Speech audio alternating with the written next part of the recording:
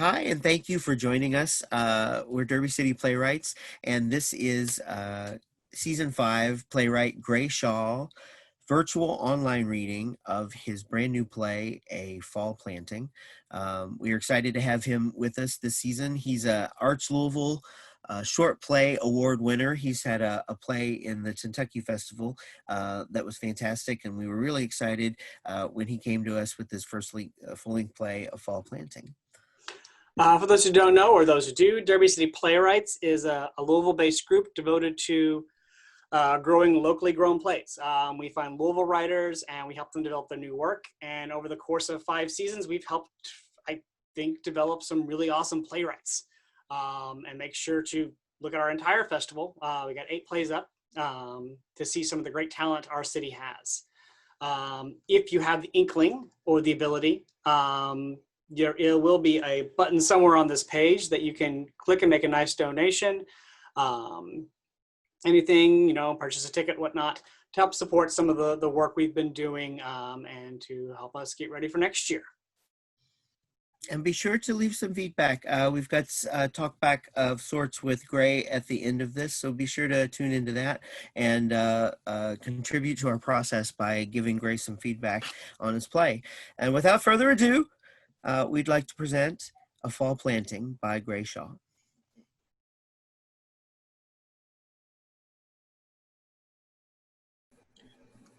A Fall Planting by Gray Shaw.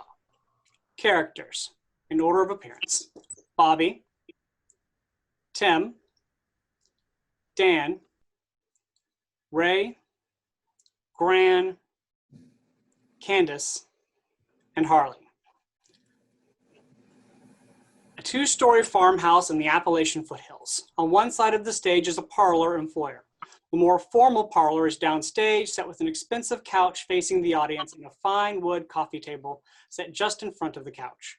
The upstage foyer is much more rustic, with a handmade wooden raised table next to the front door, above which hangs a hand axe on a hook in the wall.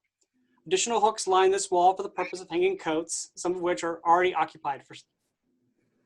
An open down doorway on the upstage wall of the foyer opens up on a dark hallway leading to offstage, bedrooms in the back of the house. Finally, an open doorway on the wall opposite the front door leads to the kitchen, occupying the full opposite side of the stage from the foyer and parlor. A large rectangular wooden dining table centers the room downstage, with a stove and other appliances upstage. A sink is set on the exterior wall of the room with a window above the sink. A door on the side stage wall leads offstage to the backyard, and a doorway in the upstage wall leads to the offstage pantry. Act 1, Scene 1. At Rise, Appalachian farmhouse, dusk in late autumn. Ticking of a grandfather clock, actual or implied, along with a variety of muffled outdoor night sounds, are heard for a long beat.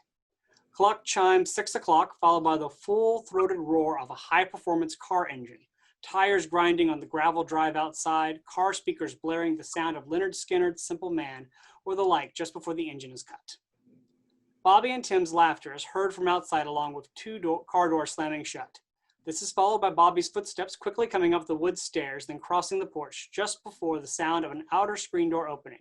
Front door swings inward as Bobby enters, stepping fully into foyer, leaving front door ajar as he listens within, the screen door banging shut loudly. Grams, you home?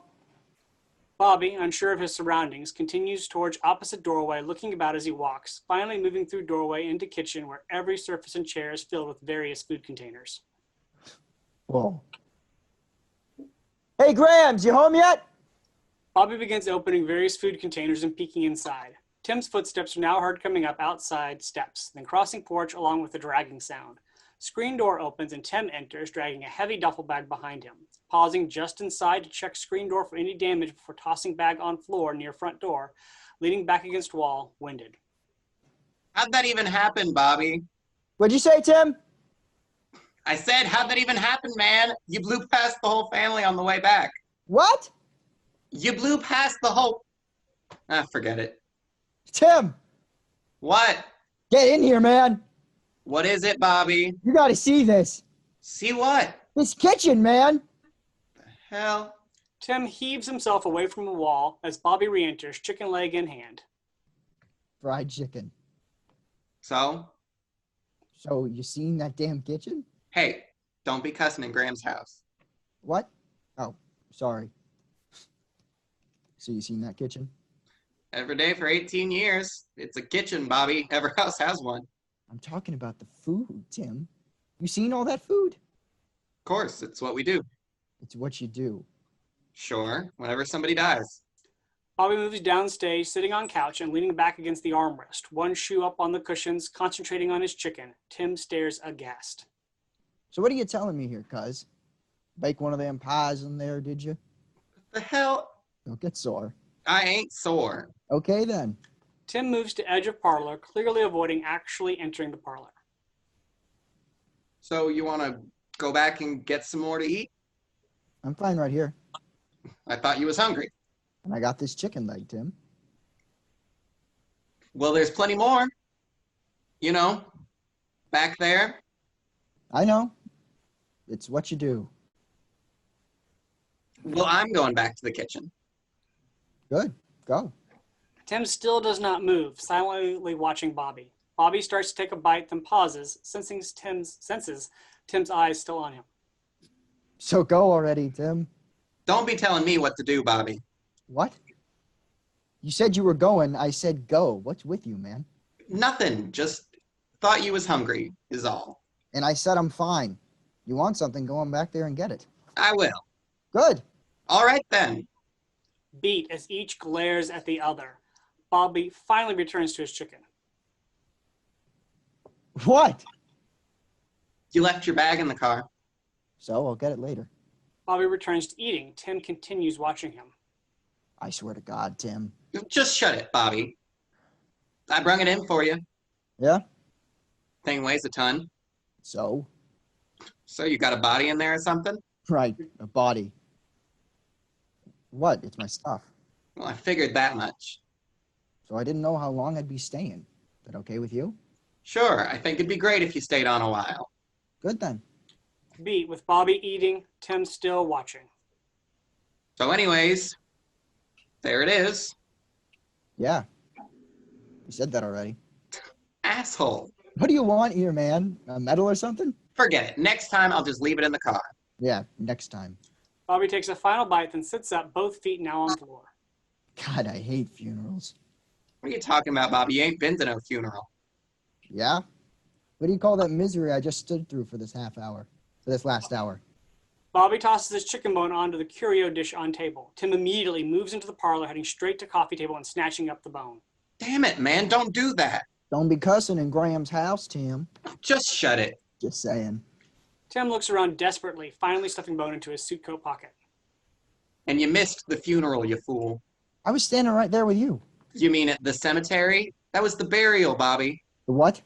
The burial, man. Funeral was way before that. I thought they was the same.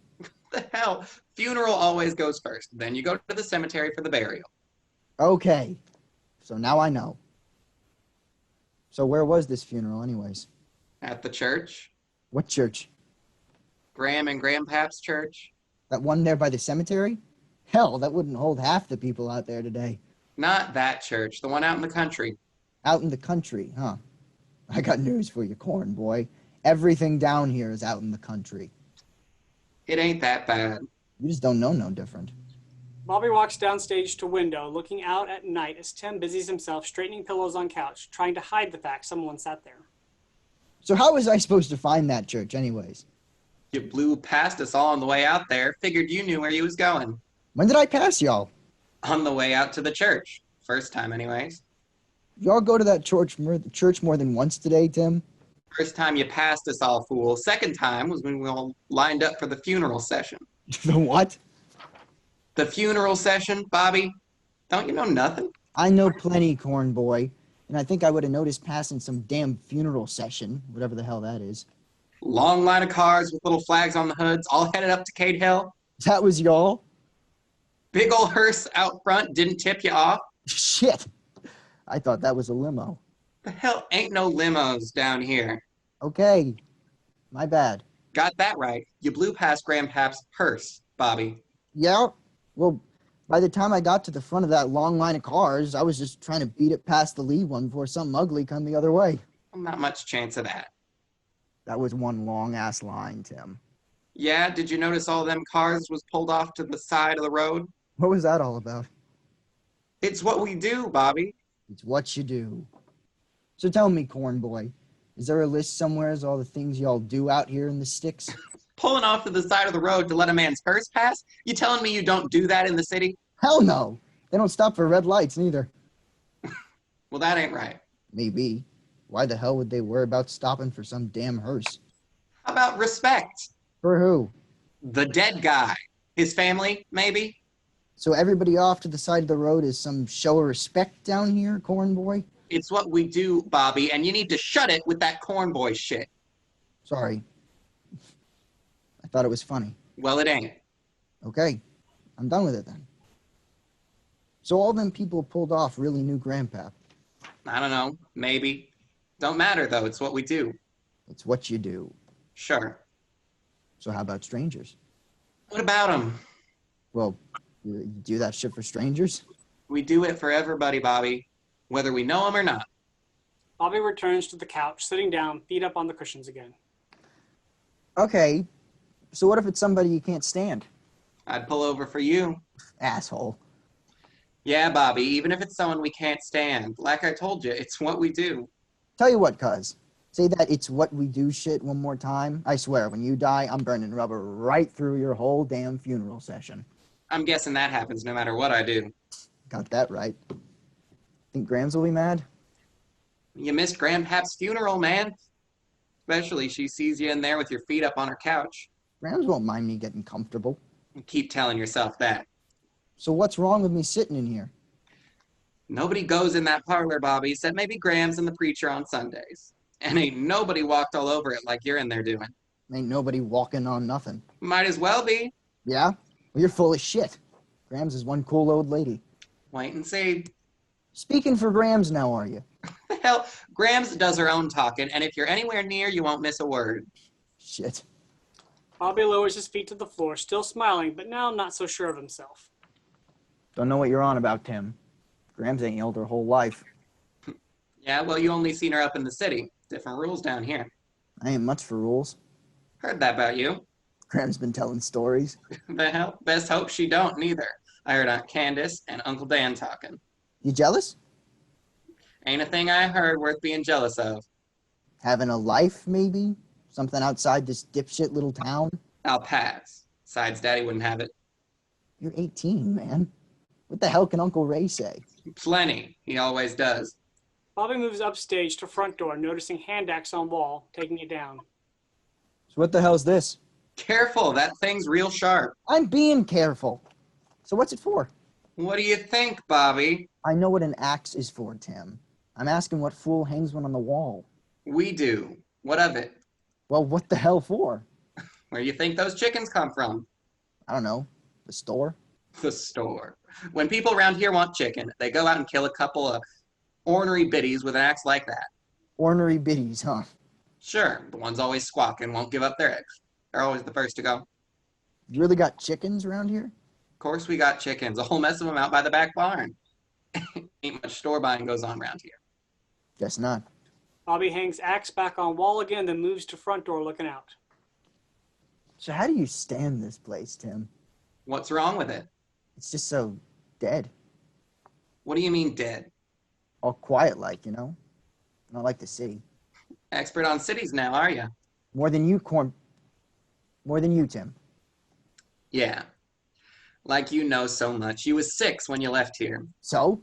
So you learned that much in 10 years? Best believe it, cuz. Bunch of bull is what that is. Bobby shoves screen door open, allowing it to bang shut, whirling to face Tim. What the hell you know? Tell you what I do know. Break that door, Grams will break your ass. Is that right? Try it and see.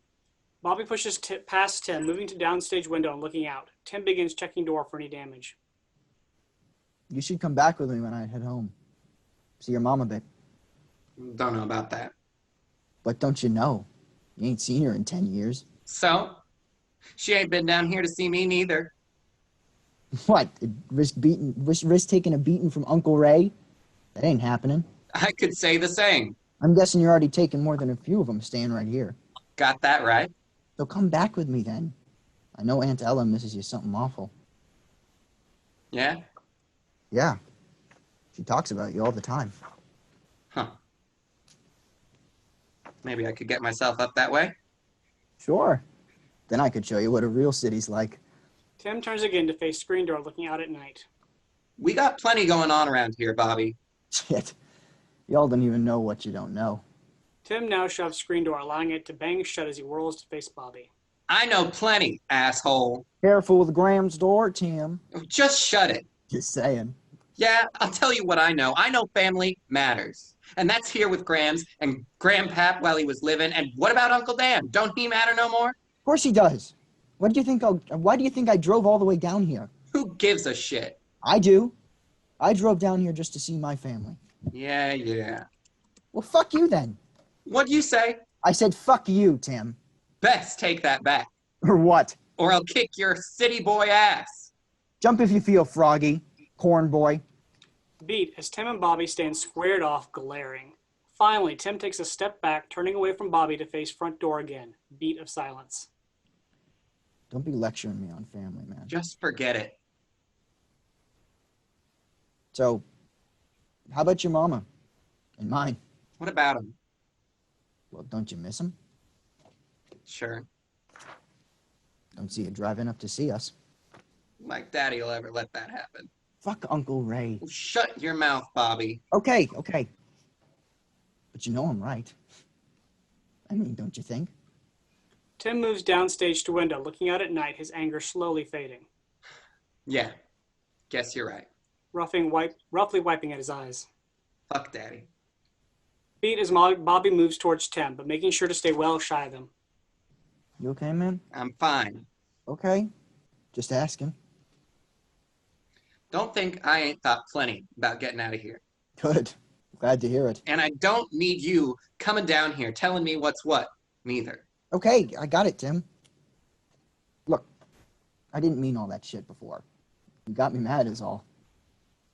Yeah, me too. Just miss having you here is all. Well, I miss you too, you dumbass. But ain't a hell of a lot I can do about it, is there? Guess not. And I'm here now, right? Right. Damn right.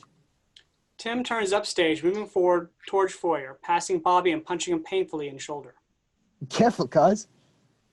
You gotta get yourself up there and see your mom, man. I told you, it ain't that easy, Bobby. Nothing's easy. But with Grandpop passing and all, I decided enough time had gone by without seeing my family. You can do the same. I'm telling you, Daddy ain't changed a bit. So? So I'd sooner cross a rattlesnake as Daddy, and I ain't fool enough to take on neither. That ain't right. Right don't matter around here. That's just how it is. Well, you gotta start making your own decisions someday, if you want to be a man anyways. Who's saying I ain't no man? Only saying what I'm seeing. Yeah, well, I'm 2 years older than your dumbass. Then I ain't saying nothing you don't already know. Tim turns away, walking to the front door and looking out. Bobby watches him. Look, I know you miss your mom, man. I mean, right? I guess. Come on. I know you miss her. I'd sure miss mine. Yeah, well, yours didn't leave you behind, did she? What's that mean? Means Aunt May took you with her when she lit out. So? So mine left me, Bobby. Jesus, how dumb are you? I mean, what's your point, asshole? Just forget it. No. You saying Aunt Ella don't care about you? That's exactly what I'm saying. Daddy always said she only worried about herself. Hey, enough of that now. Like I said, fuck Uncle Ray. Tim, Damn it, flashing Bobby. anger, moves I into the said parlor shut to it with that shit. Okay? But now you hear me. Your mama loves you. Yeah. She does. Only reason she didn't take you with us back then was that she knew that'd put Uncle Ray right on our trail. She tell you that? Plenty of times. Plus, I heard her and Mom talking. She suffers that call, Tim. She does. But she knows it was for the best. Easy for her to say. Daddy always said she'd try to twist this all into... No. He'd have tracked us down, man. You know he would have. I don't know that. Come on. He'd have come after you sure as shit. To bring you back here? I guess. Damn right he would have. Likely would have killed Aunt Ella to boot. So how about your daddy? What about him? Well, wasn't they worried about him? For what? For coming after you, you fool. Daddy ain't like that. The hell? Not like Uncle Ray. Shit, you was little when you left here. Way too little to remember all the shit Bobby Ray pulled. There was plenty of times he beat on your mama, way worse than Daddy ever done to mine. That's a lie. I'm telling you straight, Bobby. Half the time, Daddy was the one pulling him off. Uncle Ray, that's bullshit. The hell? I seen it, man. Lots of times. Silence as Bobby moves to the couch, sitting down. It's true, Bobby. I wouldn't lie about a thing like that. Mom never said nothing. How would I not have seen it? Well, we'd never pull that shit when you was around. You'd be off somewheres with Grams or Grandpap, Uncle Dan maybe. Grandpap would have killed him sure as breathing if he knew. And Daddy always said the one Bobby Joe should have worried about was Grams. Grams? Hell yeah. Grams is wicked mean when she gets riled. Grams ain't like that. Bullshit. Daddy says Grams is like a rattlesnake with all its rattles chopped off. Never a warning before she strikes. He said that about Grams. Plenty of times. Damn. That's what I'm saying. Kind of hard believing all that about Daddy. It's all true. That night y'all took off, he lit into Aunt May something awful. Is that why we left? I'd say. I'm telling you, your daddy was flat evil when he got cross. And ain't nobody living could cross him like Aunt May. So you're saying Uncle Dan didn't know? Oh, he knew some, sure. Mostly about the yelling and such, but he didn't know nothing about no hitting. He'd have killed your daddy quicker than Grandpap if he had. Damn. Yeah.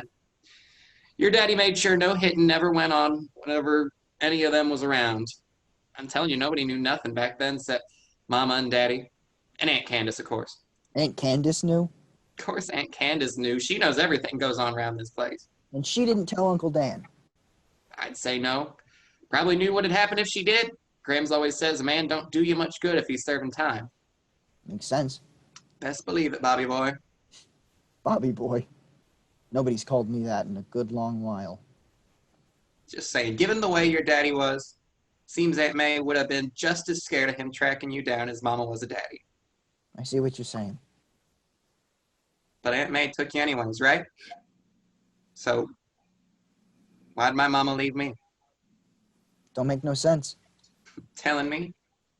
I'm the one's been sitting here left behind all these years. Both stand in silence with the only sound being the ticking clock. End of scene. Act 1, Scene 2, silence broken by sound of a pickup truck approaching.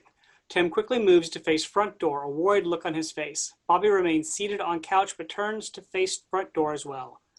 Two vehicle doors are heard slamming shut. Dan and Ray's heavy boots clump up steps and cross porch just before the screen door opens, with Dan and Ray entering, each wearing work boots with church pants, dress shirt, and tie, carrying food containers, which they place on the raised table by the front door, then turn to silently size up the two boys. Look what we got here, Ray. It's Speed Racer and his co-pilot. Right here in the flesh. Hey, Daddy. Uncle Dan. Sure was some wicked driving out there, Ray. Surely was, Dan. Yep. Not everybody can outrun a funeral. Dan moves downstage, stopping just short of entering the parlor. Still, wouldn't think a body could stop passing us all the way down to the church. Sure wouldn't think so. But then if he don't rent past the whole funeral session on the way out to the cemetery. Yup, even Mama noticed that, and She did. Sorry about that, Uncle Dan. I just didn't want to miss the ceremony. Ceremony? Somebody get married today, Ray? not that I heard tell of. Sure wouldn't think there'd be any ceremony today. Well, not when we was planting pop. Kind of hard seeing that happening. So what about it, boy? Here tell any ceremony today? No, sir, Daddy, I sure ain't. So tell me, Bobby boy, what you doing there in Mama's parlor? Well, I guess the preacher beat us all here and invite you in for a spell? I didn't know where I was supposed to.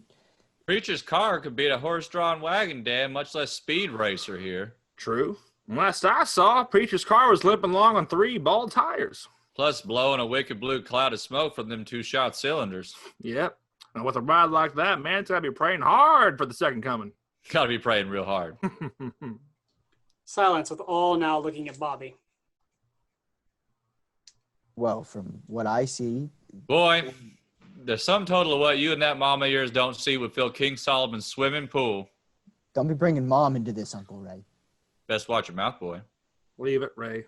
The hell? Just saying, ain't no need to bring in the boy's mama into it. Believe I'll talk about my own sister however I like, Dan. Need to hear me on this, little brother. I said leave it. Ray moves to now stand toe-to-toe with Dan. Fine. I'll leave it. For now. Best tell this boy to watch that mouth of his around the betters.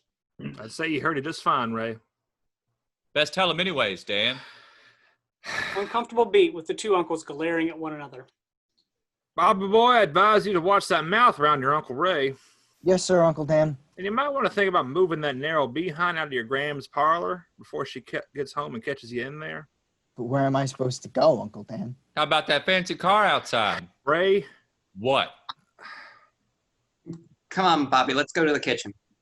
What are you talking about, Tim? Every chair in there is covered with a bunch of damn food. Hey! I just Watch your don't see mouth. why.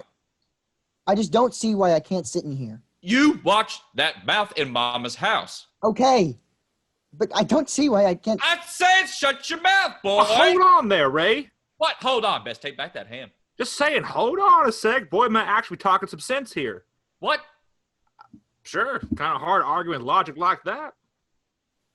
Arguing with what? Hear me out. I think maybe the boy's got this all figured out.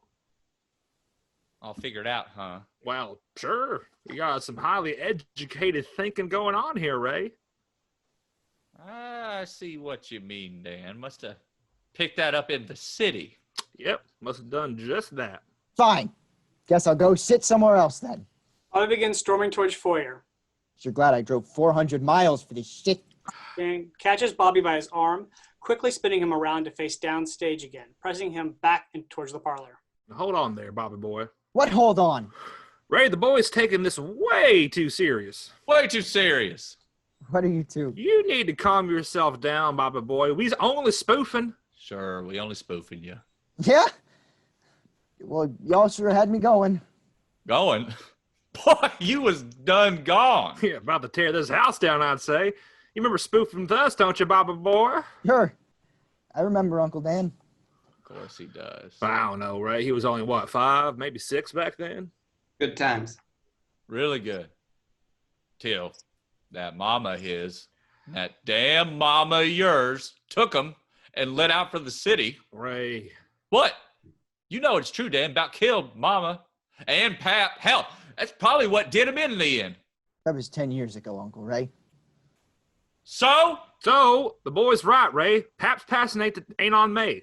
Hell, it ain't. That's what I'm telling you, Ray. Don't go there. You best step back, Dan. You ain't the boss of me.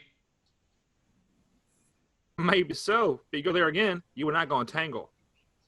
Tangle, huh? Damn right. We'll tangle. Ray storms off, exiting to the kitchen and beginning to angrily pull tops off various food containers. Dan looks after Ray, then turns to boys. Ray don't always mean what he says, boys. Hell, he don't. Enough of that now. He's your pap 10. We gotta show him respect that demands. Yeah, well, how about he shows me some respect, Uncle Dan? Tim angrily turns to screen door, shoving it open and exiting out on front porch. I've had it with this damn place. Watch your mouth in there. Yeah. Dan and Bobby in an uncomfortable beat. Ray finds a chicken leg, begins eating. Ain't hard seeing who that one belongs to. So, how about it, Bobby boy? Think maybe y'all stay on for a while? I'm thinking on it. Good. Sure mean a lot to Grams. Re-entering with this chicken leg in hand. Ain't no inheritance if that's what you're sniffing around for. Ain't here for no inheritance, Uncle Ray. Of course you're not. Good. Because there ain't none for no snot-nosed kids. Goes for you, too. Never said there was. Don't get smart with me, boy. I ain't getting smart. Hell, you ain't. Simmer down, both of you. Hell, simmer down. I think I know it. Don't you be... You hear? Beat with Ray glaring at Dan. See, boys? That's why you need to make sure you ain't never kicked in the head by no horse. What? You know, I ain't never... Damn it, Dan. We ain't ever even had a horse. Yeah, not that you remember anyway, Ray. Asshole! Ray pushes past Tim to the screen door, shoving it open and throwing his half-eaten chicken bone out into the yard. You best hope Mama don't see that. Mama ain't gonna see no damn chicken bone out in the yard. Don't say I didn't warn you. Yeah. So how about it, Bobby? Think you'll stay on? Yeah, we could use the help. Got us a crop of winter wheat to get in the ground before it snows. Yeah. And we're a man down with Grandpap gone. Way more than one. That's right. So how about it, Bobby boy? Can we count on you? I guess. We need more than a guess. Ray's right. Guests don't do much good on a farm. Guessing don't mean shit. Then, yeah, I could clear it with Mom to stay on a while. If he's staying, he'll have to be ready to work. I'll work. Of course he will. Know much about farming, do you? We got us a pretty good-sized garden up home, Uncle Ray. Gardening ain't farming, boy. I know, but like I said, it's good size. We grow a lot of stuff in there. Garden, huh? Sure. Mom and Aunt Ella put it in the first day. First day, huh? Well, I'm impressed. Don't take much with you. Come on, Ray. First day? That takes some serious gumption. I'd say he's pressing the truth a bit, Dan. They left here late fall. Ain't much planting to do in the fall. Not in the garden, no ways. Don't suppose they was planting winter wheat, was they? I don't know what they planted, Uncle Ray. I just know we had ourselves a garden, first day. I woke up that first morning and they had already had half the backyard plowed up. Hand to God. Hand to God. Half the backyard, huh? Well, how about that, Ray? Big deal. Well, it is a big deal. What do you think, Tim? I'm impressed. No surprise there. So, think you can square it staying on a while with your mama? I think so. It's just, Just what? well, Mom and Aunt Ella count on me for my share of weekly earnings is all. I'll bet they do. It ain't like that, Uncle Ray. We all pitch in. Well, you be paid for your work around here, Bobby boy. That's the way you can send some back each week to help out. If you're giving money away, Dan, I'll sure take me some. Nobody's giving nothing away, Ray. The boy's family. This is a family farm. Tell you what, Bobby boy, how about I front you a week's wages first thing? That ways you can send some back straight away. Since when we sending money to them who abandon us? The money is going to Bobby boy, Ray. What he does with it is his own business. Guess I don't have no say on this. Not on this, you don't. So how about it, Bobby boy? Think that'll work? That'll work just fine, Uncle Dan. Great. What the hell you grinning about? Nobody said you was getting paid. I know. Food on the table, clothes on your back, that's all you get. Fine. Damn right it is. If it ever ain't, there's always the road out there. You know, I might just take you up on that, Daddy. Best watch your mouth, boy. Come on now, Ray. No. Stay out of this now. You hear? Oh, I hear you, little brother. So tell me, Bobby boy, how are things going up in that city these days? They're going fine, Uncle Ray. Bills all get paid, plus there's some setback each month. Well, that's good, ain't it, Ray? Setting some back each month? Yeah, that's better than good. I don't know. Maybe it's time them three come on back home. Don't know about that. That's right. That'd be for me to decide. So what don't you know? I just can't see it happening is all. I don't see them two ever coming back here. Me neither. What? This place ain't good enough for that mama of yours? Ray. No, I want to know what my boy hears from that mama of his. Best head to your daddy, Tim. Damn right he'll answer me. And not just because you say so. Settle down, Ray. The hell, settle down. Stay out of this. You hear? Well, Her last letter said she was never coming back. Said she hoped maybe I might. letter? What letter? Huh? I said, what letter? You suddenly hard of hearing? The one Graham's gave me a couple months back. You hearing this shit? Just let it go. Now that woman's giving this boy letters from his mama. What you supposed to do, Ray? She needs to quit messing in my business. Why don't you tell her that when she gets home then? Just shut it, Dan. Just saying. And I said, shut it. Said maybe you might what? Huh? Letter said she hoped maybe you might what? Come up and see her sometime. That ain't happening. Okay, Daddy, so I won't go. Damn right you won't. Jesus. Just enough, Ray. The hell, I say what's enough. That woman won't decide what goes on in my house. Moving towards Tim threateningly. This boy neither.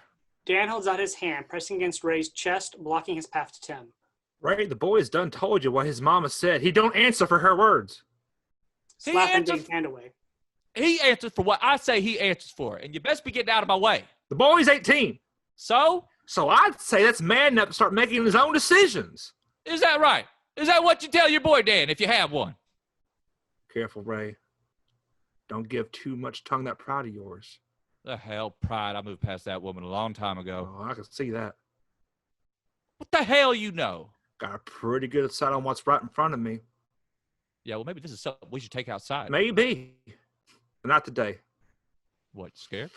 Not a bit. But I won't do that to Pat's memory. Won't do that to Mama neither. Hide behind your mama's skirts. Beat of silence as Dan looks at Ray with a deadly smile. Tell you what, little brother. I'll be happy to kick your ass tomorrow. The hell, kick my ass. Ray moves towards Dan, fist up. Dan responds similarly. Truck tires are heard on the gravel drive outside. Both stop short, quickly moving out of parlor to face front door. Worried looks on their faces. End of scene. Act 1, Scene 3. Silence except for ticking clock, then truck door shutting. Graham's footsteps are heard slowly coming up steps outside, suddenly stopping. From off. What's this chicken bone doing in my yard? Shit. I warned you, Ray. Just shut it, Dan. Graham's footsteps begin slowly crossing porch, then screen door opens as Graham enters a covered container in her hand, an angry look on her face. Well, I was just going out to get that, Mama. what's it doing out there in the first place, Raymond? I must have slipped out a Ray's hand, Mama, while we was coming in. That's right, it slipped. Slipped, huh? Well, sure, it was carrying a bunch of food and all. Graham looks over at food containers piled on table, then back at Ray. I'm guessing that'd be the food sitting right over there. Ray remains silent, a sullen look on his face. Uh-huh. Well, go on out there and get it then, Raymond. Moving towards the door. I'm going. Ray exits the front door. Put that in the burn barrel out back, you hear? Don't want no ants in this house. I know what to do with it, Mama. Don't sass me, boy. I ain't sassing. Best not be. So where's my baby girl? Me in here, Mama. No, but I saw the Hey, beast. Grams. Bobby boy. Didn't see you there, child. Come give your Grams a hug. Graham hands her container to Dan, moving into parlor, arms wide. Bobby moves to her. They hug. Graham's releases hug, holding at arm's length, puzzled. Your mama didn't come with? She had to work. I hear you, boy. Never did understand all the mule-headedness in this family. She wanted to come. Yeah? Well, wishing and wanting ain't much without the doing. Sure thought my May was back home when I saw the car. I thought the same thing, Mama. But it was this and here doing all that driving. Huh. County sure ain't seen driving like that in some years. May had herself a style. Got it from her daddy. Seems this boy has a bit of the same sass. Apple don't fall far. That's what they say. Said the same thing about Raymond and your pap. He was just talking about them, too. Ray re-enters from kitchen. Who's that? You and your pap. Way more alike than I wished for. You can always give them back. Pack of laughs you are. Moving downstage, looking out the window. Hush, boys. Sure would have loved seeing my May. Think she'd find herself a way of coming home for her own pap's funeral. I told you, Uncle Ray. Mom had to work. What's that, Raymond? Nothing, Mama. Then let's not hear it again. Been 10 years since the county had the beast ripping down its roads. Been a while. What's the beast? Don't you know nothing, you fool? Raymond, keep a civil tongue in that head of yours or I'll slap the one you got right out. Well, the beast, Tim, was what your Aunt May called that car of hers.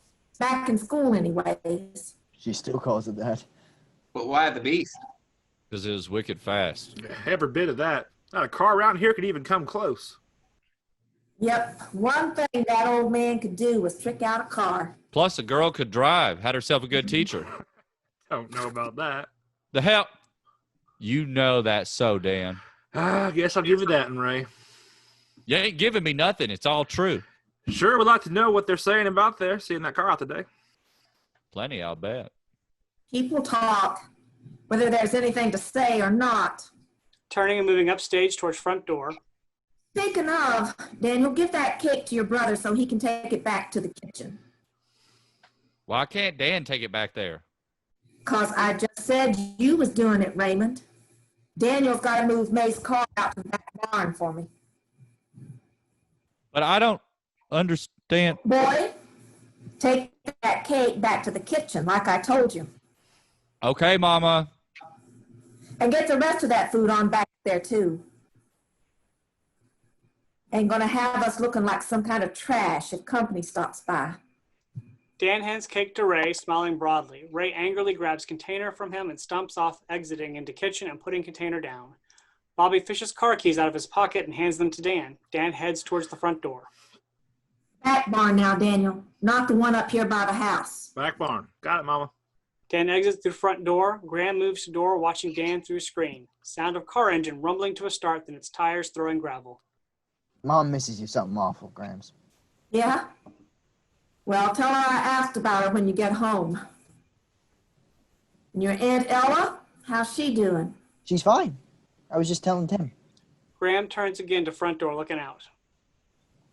So you made that trip down here all by yourself? Sure did. Got in just before the ceremony. Just before the burial. Is that right? Yes'm. Well, I'm glad you made it down, Bobby boy. Been way too long. Ray enters from kitchen. Ask him where he was for the funeral. We take the blessings God give us, Raymond. Don't do much good complaining about the ones you don't. Still, ain't no... You really gonna argue with me today, boy? No, ma'am. Good then. Sound of boots running up steps and crossing porch. Dan enters out of breath. All taken care of? Back barn. Just like you said. Good boy. Dan smiles, tossing the keys to Bobby. Bobby puts his keys into his pocket again. I was just talking to Tim about coming up for a visit. That ain't happening. Hush now. Of course Tim should go see his mama. That's what I said. And I said he ain't. Am I still seeing food on that table? I'm getting it, Mama. Get to it then, Raymond. Okay, I just... Raymond gathers the containers and stalks into kitchen, then tries finding places for all. Yep. Sounds like a good idea, Tim seeing his mama. You sure about that, Mom? Think I'm wrong? Well, it's just that Pap was What, Daniel? Just what? Pap was pretty clear on that. Maybe. But that old man ain't here no more, is he? No, but it's just No, he's- sir. Got me a grandson. Ain't set foot in this house for 10 years till this very day. Got me another and ain't seen his mama for the same piece. And then there's your sister. That girl ain't been allowed in her own home for way too long. I'm telling you, boy, that stops now. I understand. Do you? Your pap had say in this house for a good long while, Daniel. And I stood by his decisions, each and every one. If I couldn't turn his head on a particular notion he'd come up with, I stood by it. But that stops now. For the balance of my days on this earth, I'll be the one making the rules around here. First thing I aim to do is pull this family back together. Okay, Mama. Good then. Bobby boy, you must be starved. I could eat. Well, set yourself down there and Grams will go fix you up a plate. I can get it. Well, sure you can, child, but set yourself down there and visit with your cousin a bit. Thanks, Grams. No need thanking me. Man's gotta eat, don't he? I guess. And you're a man, ain't you? Yes, ma'am. I sure am. Well, okay then. Graham picks up last of the food containers just as Ray re-enters from kitchen. Set yourself down there too, Tim. I'll bring you a plate.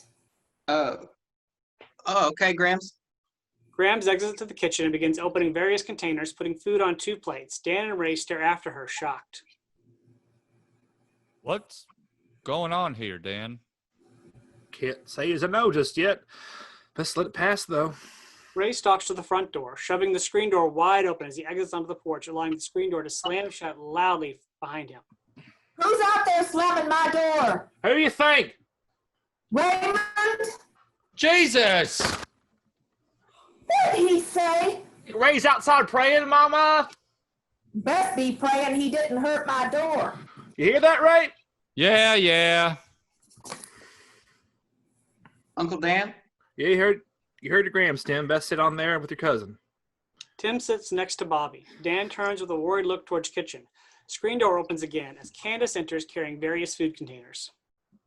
Babe, what's troubling your brother? Don't worry about Ray. He'll cool down soon enough.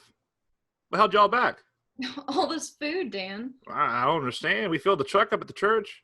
And then even more showed up at the cemetery. I loaded your mama's lap as much as she could hold and then piled the rest on the floorboard around her feet. Is that the last of it? Not by half. I could use some help. I'm on it then. Hey, Aunt Candace. Why, hey there, Bobby boy. Your mama here? Couldn't come. I sure understand that. So, what's going on? I can't say it's a no just yet. You boys want to come help with all this food? Sure, we'll help. Yeah, no problem. Hold on there, boys. Best stay put. What's wrong? Mama parked in there herself. In there? Yeah. That's hard to believe. I've seen it with these two eyes. That's what has Ray all riled up. Well, if Mama put them in there, I'd say she'd be the only one to move them out again. I figured. So where's she now? Back at the kitchen, getting them each a plate of food. To eat in there? Seems like. Bobby boy, you like sweet tater pie? Silence as Bobby looks at Candace and Dan. Bobby boy? Best answer her, Bobby boy, before she comes back in here with a whole pie. I sure do, Grams. This doesn't beat everything. Yeah, sure lit a fire under Ray. I'll say he's out there right now taking it out on the fence. I'm better out there than in here. You haven't seen the fence. Well, this food isn't carrying itself in. I'll get Ray to help. Let him blow off a little of that steam. Thanks, babe. Candace exits the kitchen where Grams helps her find places for the containers. Dan turns to front door and exits onto porch. Ray, let's get this food out of the truck. Silence except for the ticking clock. Bobby sits down again on the couch. Damn, Bobby. Don't be cussing in Graham's house, Tim. Just shut it, man. I told you Grams was uncool, old lady. Screen door opens with Dan and Ray entering, each carrying containers of food. Dan continues into kitchen, but Ray stops, glaring at two boys for a beat. Don't know what the hell's going on here today. Come on, Ray. Mama's waiting for that food. Yeah. Don't want these two missing nothing on them plates. Ray. I'm coming. This don't beat all. Ray continues into the kitchen, silence except for the ticking of the clock. This ain't good, Bobby. Come on, Tim. It's all good, right? Gran enters from kitchen carrying two heaping plates of food. Here we are, boys. Tim and Bobby both stand, turning to face her. Wow, that looks great. Sure does. Just hope it's enough. Oh, it looks like plenty, Grams. Yeah, I was just telling Tim. I ain't never seen so much food. Neighbors out here take care of each other, Bobby boy. Especially when there's been a death. Enough going on without worrying about cooking food. I know. It's what you do. That's right. Well, set yourself down there, boys. Aunt Candace is bringing you some sweet tea. It sure is a feast. Don't want you two going hungry, do I? Sit down there, Tim. We can take this back to the kitchen. Right, Bobby? Wouldn't want to spill nothing in here. I guess. Don't know where we'll sit. Nonsense. Set yourself down there and eat. Don't need to tell me twice. Tim? Tim glances towards the kitchen, then finally sits down, still very uncomfortable. Sure is good seeing you boys together in this house again. Turns away, wiping her eyes with her apron. Didn't think I'd never... You okay, Grams? I'm fine, Tim. I think my heart's about to burst. Sit down here with us, Grams. We'll make room. Think I will, Bobby boy. Just for a bit, though. Graham sits down just as Candace enters with two glasses of iced tea. Dan and Ray enter just behind her, all pausing at the sight in the parlor. Food now? What's that? Ray's just saying we're heading out for the last of that food now, Mama. Well, get to it then. Right. Offering glasses to Tim and Bobby. Iced tea, boys? Thanks, Hey, Aunt glass. Candace. Holding out glass to Tim. Looking back at Ray. Well, Ray starts to speak, but Dan pushes Ray out through the screen door and both exit. Tim, I see. Yeah. Thanks, Aunt Candace. You're welcome. It's been a tough day for Ray, Mama. Been a tough day for all of us, girl. Here, Grams, take my glass. I'll get me some later. Don't be silly, Tim. I'm fine. Graham suddenly tips her head back, laughing, putting an arm around each boy. What is it, Mama? Well, just thinking how pleased that old man would have been seeing these two boys together in this house again. He sure loved these two. Them two outside as well. Sure. Just had a harder time showing it once they were men. Didn't show it too much when they was boys either. Well, it wasn't his way. He sure loved them, though. Can't never let him forget that.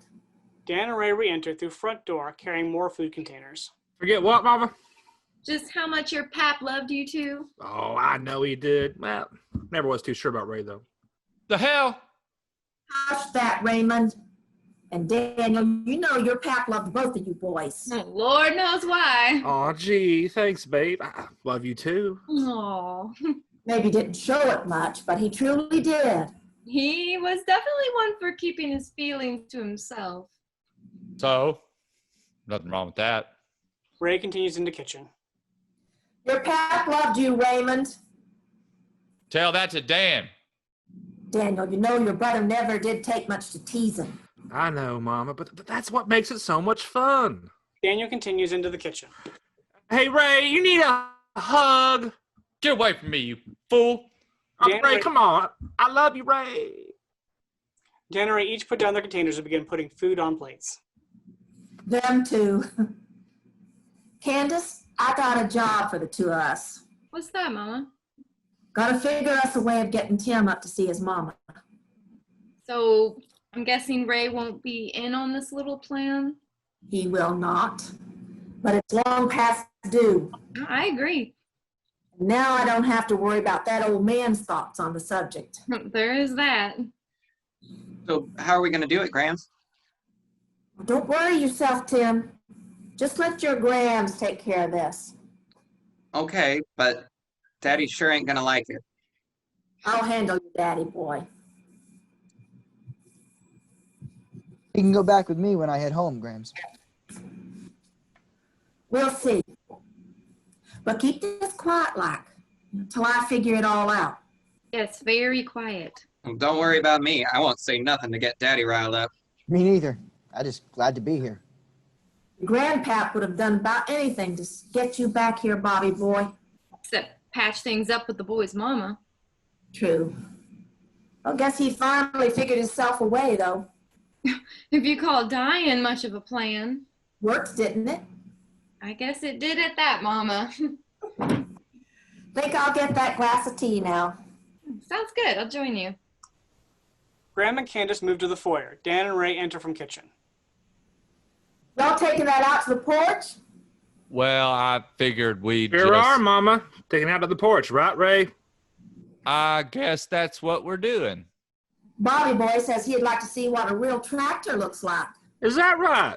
Sure would. Think you men can help him out with that? Well, we got one right out there in the barn. Well, I'd sure like to see it. The best be clearing them plates off, boys. Ray's right. Got us another day tomorrow. Can't be too late with this. Ray exits the porch carrying his plate. Dan starts to follow. So I'll see you later at home. Oh, yeah, sure. See you at home then. This won't take too long, maybe an hour or so. I'll take your time. I won't be heading back till we finish these dishes. Take the truck when you're done. I'll have Ray, run me home. Well, we'll probably get done close to the same time. Then we can ride home together. Maybe. Oh, won't that be sweet? Shut it, Ray! Hurry up there, boys. Tim and Bobby start taking quick bites of their food. We're going to take this food out to the barn, Mama. We'll eat it out there while we're hooking up the tractor. Don't leave my plates out there. We won't, I promise. Dan exits. At sound of screen door shutting, Bobby and Tim begin eating faster. Slow down, boys. There's plenty of time. Yes, you're going to make yourself sick eating that fast. I'm getting pretty full, Grams. Don't be silly. Them two will wait for you. I don't think I could eat another bite. How about you, Bobby? Oh, right. Guess I'm done too. You sure, Bobby boy? Oh, yeah. I'm stuffed, Grams. It was great, though. All right. Just leave them plates on the table there. Thanks for dinner, Grams. Yeah, thanks. Bobby and Tim exit. Grams looks outdoor as clock chimes 7 o'clock. Been a day. A good one, though. Wish that old man could have seen it. He sees it, Mama. I know he does. I expect you're right, Candace. Just a matter of which way he's looking at it, I guess. What do you mean, Mama? Well, whether he's looking down on it all or looking up. That's awful. Maybe, but I expect the preacher'd back me up on that one. Candace, still laughing, collects the iced tea glasses, then reaches for plates. Get on, girl. I'll get that. You sure? I ain't that old. Not yet, anyways. Candace laughs, then walks into the kitchen with the glasses, putting them in the sink and beginning to put things away. Grams returns to parlor, bending over with some difficulty to collect the plates from the coffee table. A good day, old man. Yep, a very good day. Gran walks towards the kitchen. End of scene. Act 1, Scene 4. Bobby's footsteps are heard running across the porch. Grams turns just as the screen door opens with Bobby entering at a full run, heading straight for Grams and grabbing a chicken leg off the plate in her hand. One more piece. Don't let me find that out in my yard. You won't. I promise. Uh-huh.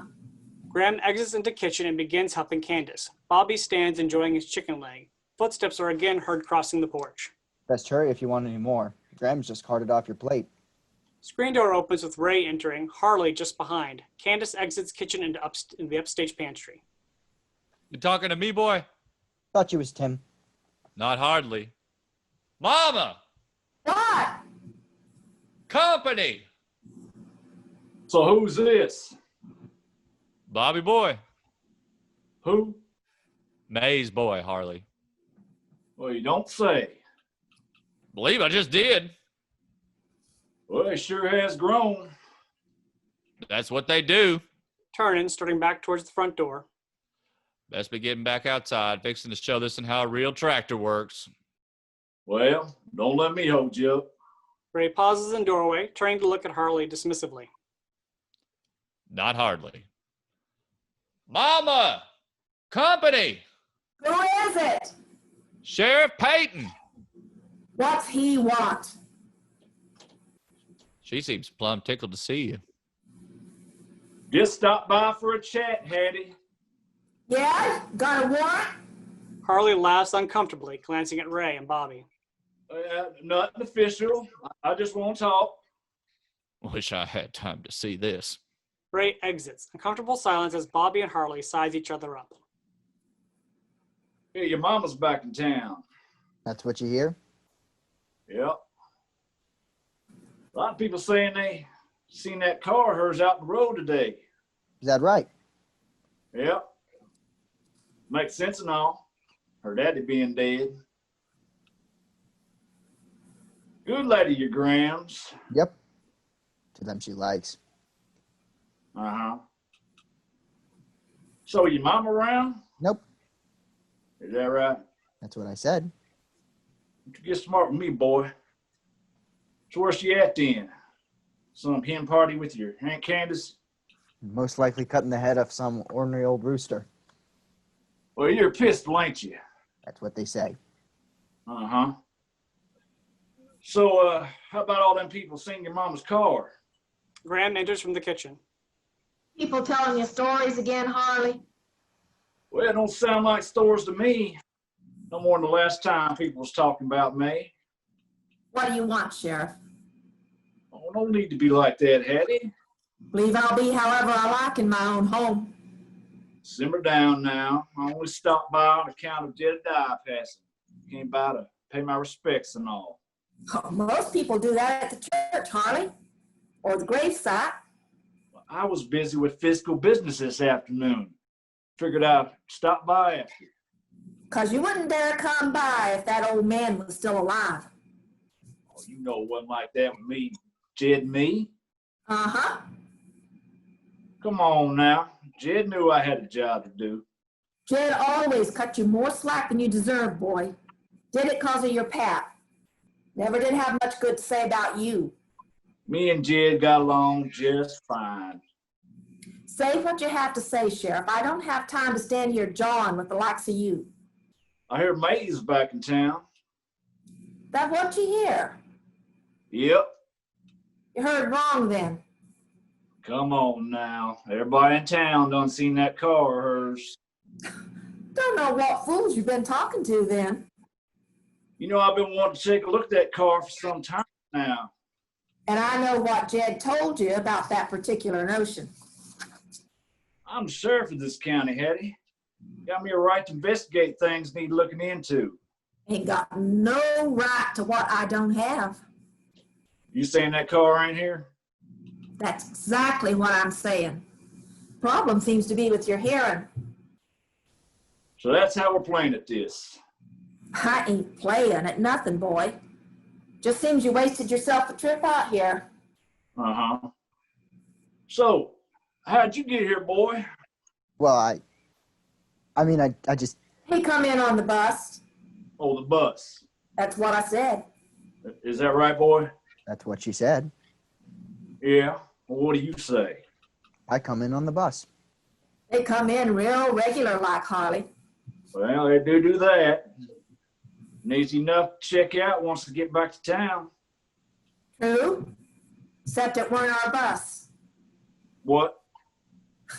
Really should have that hearing checked. Oh, my hearing's fine. So, what station you come through then? Riley, Riley. you keep repeating everything I say. This is going to take us all night. But Riley's 2 counties over. That's right. So why'd he do a full turn yet? The boy's been gone a while.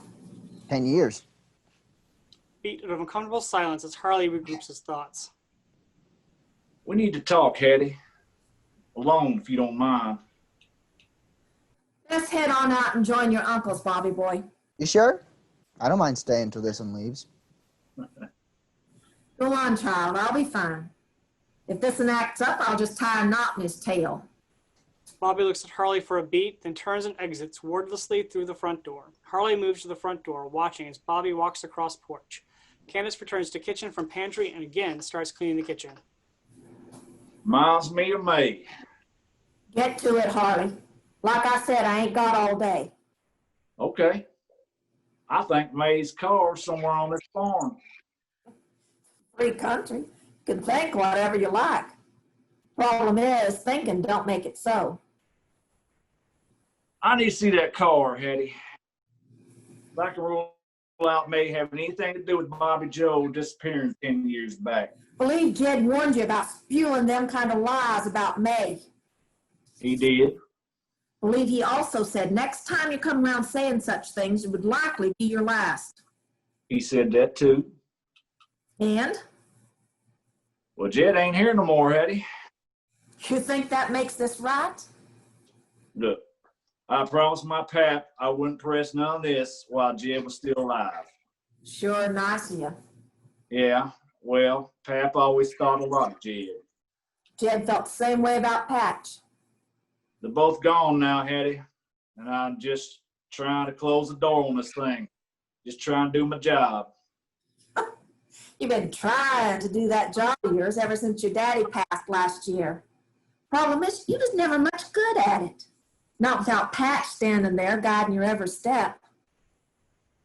People around here elected me the sheriff several times now. Yeah. Well, getting the most votes don't mean you're up for the job, boy. I ain't been a boy for a few years now, Hattie. I appreciate you taking note of that. And I ain't been called my first name by nobody, except friends and them that was older since I was in pigtails. You ain't neither one, Harley. So I appreciate you taking note of that. Fair enough. So, Mrs. McClellan, I'm investigating the circumstances of Bobby Joe's disappearing back when. And that brings you here. Why? Well, it happens to be the same time man lit out of here in that car. Like I told you back then, I seen Bobby Joe right out on that very porch the morning after May and Ella took off. That you did. Believe I wasn't the only one telling you that neither. No, you sure wasn't. And I just don't believe you. calling me a liar? Wouldn't do that. Good, because there's a fine line between being bold and just plain dumb.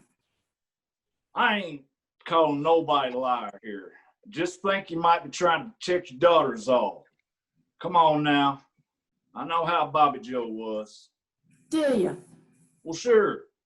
And likely Maid have herself serious defenses to whatever happened. Defenses, huh? Well, sure. But ain't nothing happened, Harley. You expect me just to believe on that, Hattie? I don't care what you believe, boy. That man's gonna show up round here one day, and you're truly gonna feel the fool. Maybe. But till that day, I need to see that car. What car? Candace enters from kitchen.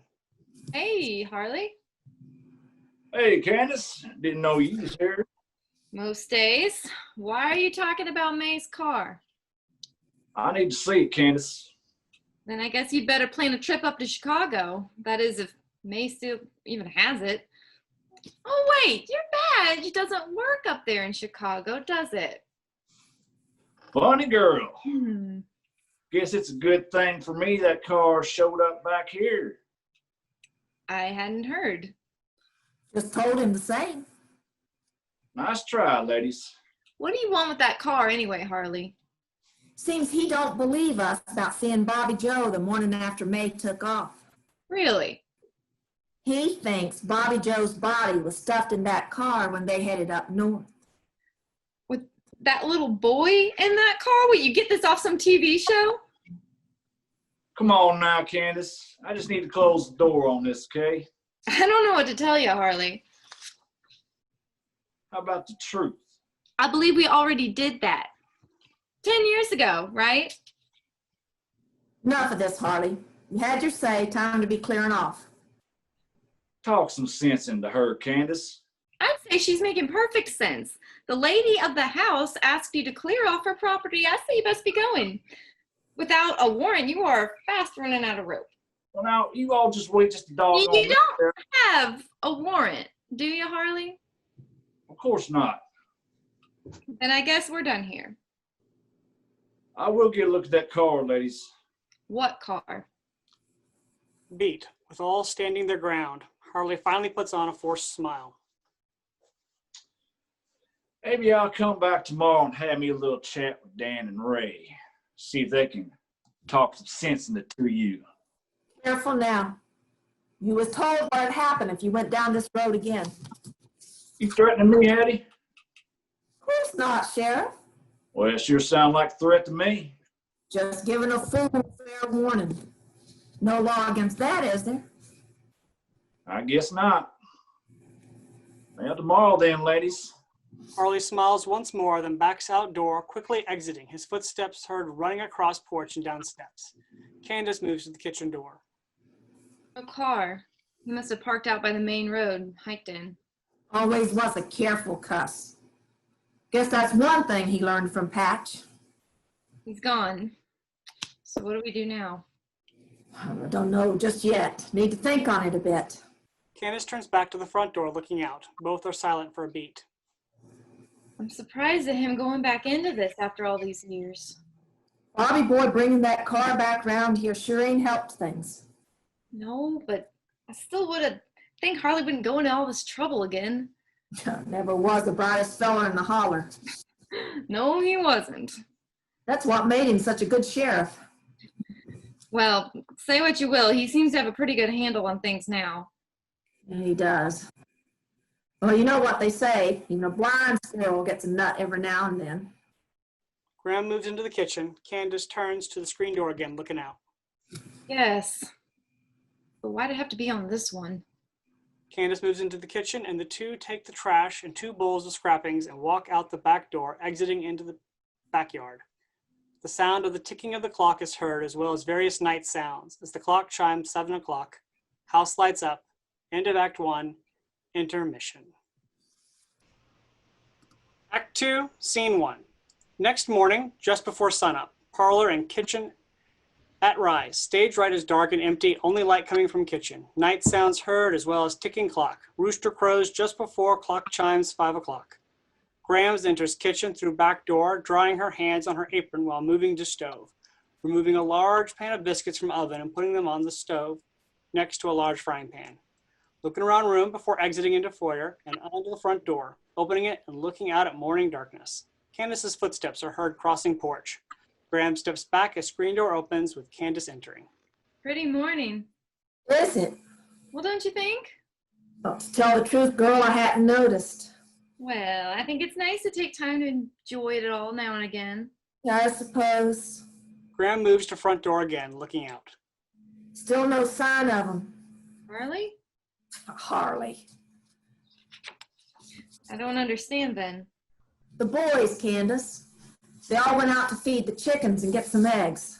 Oh, I'm sure they'll be back soon. Chickens don't take that long to feed. But Lord knows what they'll get into while they're out there. Dan and Ray? Tim and Bobby Boy. Sure, them too. Figure they'll want to get right back out there once they eat. I imagine. Well, we still have a good bit to do before they get back. Well, not so much. Just got the biscuits out of the oven. The ham's all fried up. You didn't wait for me? Woke up early for some reason. Figured I might as well come down and get it all going. Oh, it's a easy morning for me then. Well, still plenty for the both of us once they get back with them eggs. So what do we do now? Might as well set a spell. Candace moves towards the kitchen as Graham's moves downstage into parlor. Graham's turns, stopping as she sees the direction Candace is walking. Candace, Yes, Mama?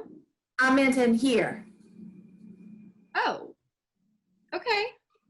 Graham continues to couch, sitting down. Candace joins her, sitting as well. This is nice. Yes, it is. Maybe could have used it more all these years. Maybe. What? Don't you think? It's a very comfortable couch. Ain't it though? Some days I thought that preacher was never going home. Liked it in here, did he? Too much, the bishop might say. Oh my. Kind of hard hearing him preach all that penitence to the flock Sunday morning, then be perched up on this couch the rest of an afternoon. Shame we never used it more, though. But then there would have been that old man in his muddy boots day after day. I guess that's right. And I'd be spending the best part of a day sweeping it all out again. There's that. Probably for the best, then. Probably so. Still might be different now. Maybe. You think not? Well, there's about 4 pairs of muddy boots walking through that door any minute. Oh, Lord, that ain't true. And then 4 times the sweeping. Heaven help us. Still, Sure. Maybe give it a try for a couple of days. might just do that. Or you could have the ones with the muddy boots do all that sweeping. That ain't happening. It's your call. Maybe have them cook dinner too. Clean up some after. Sure, why not? Because there'd be a bigger mess for us once they was done. No, thank you, girl. Just a thought. Trust me, we're better off without that kind of help. It's your house. Beat of silence, each woman alone with her thoughts. Think he'll be back? Who? Harley. He said he would. Well, saying and doing is a pretty far piece apart. That's what they say. Well, what do you say, Candace? He does seem to be pretty stuck on taking a look at May's car. Except I told him Bobby Boy come in on the bus. You didn't. I did. Well, okay then. So maybe that'll be the end of it. I don't know, Mama. He can always check that story out easy enough. Told him the boy come in through Raleigh. I see. Well, he does have the whole day.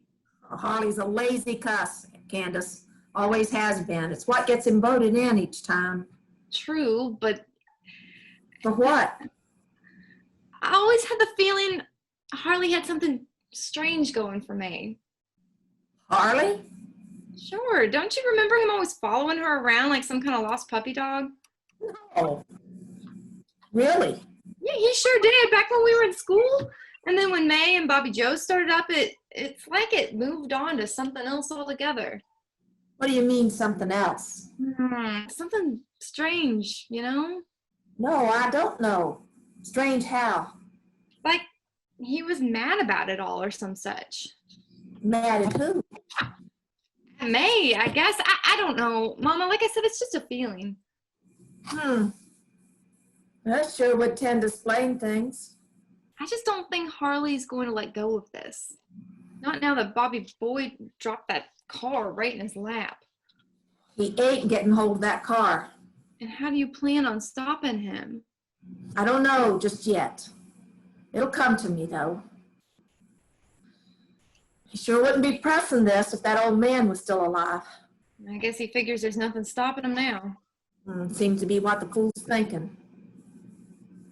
We gotta get that car out of here. I agree, but how? Like I said, I don't know yet.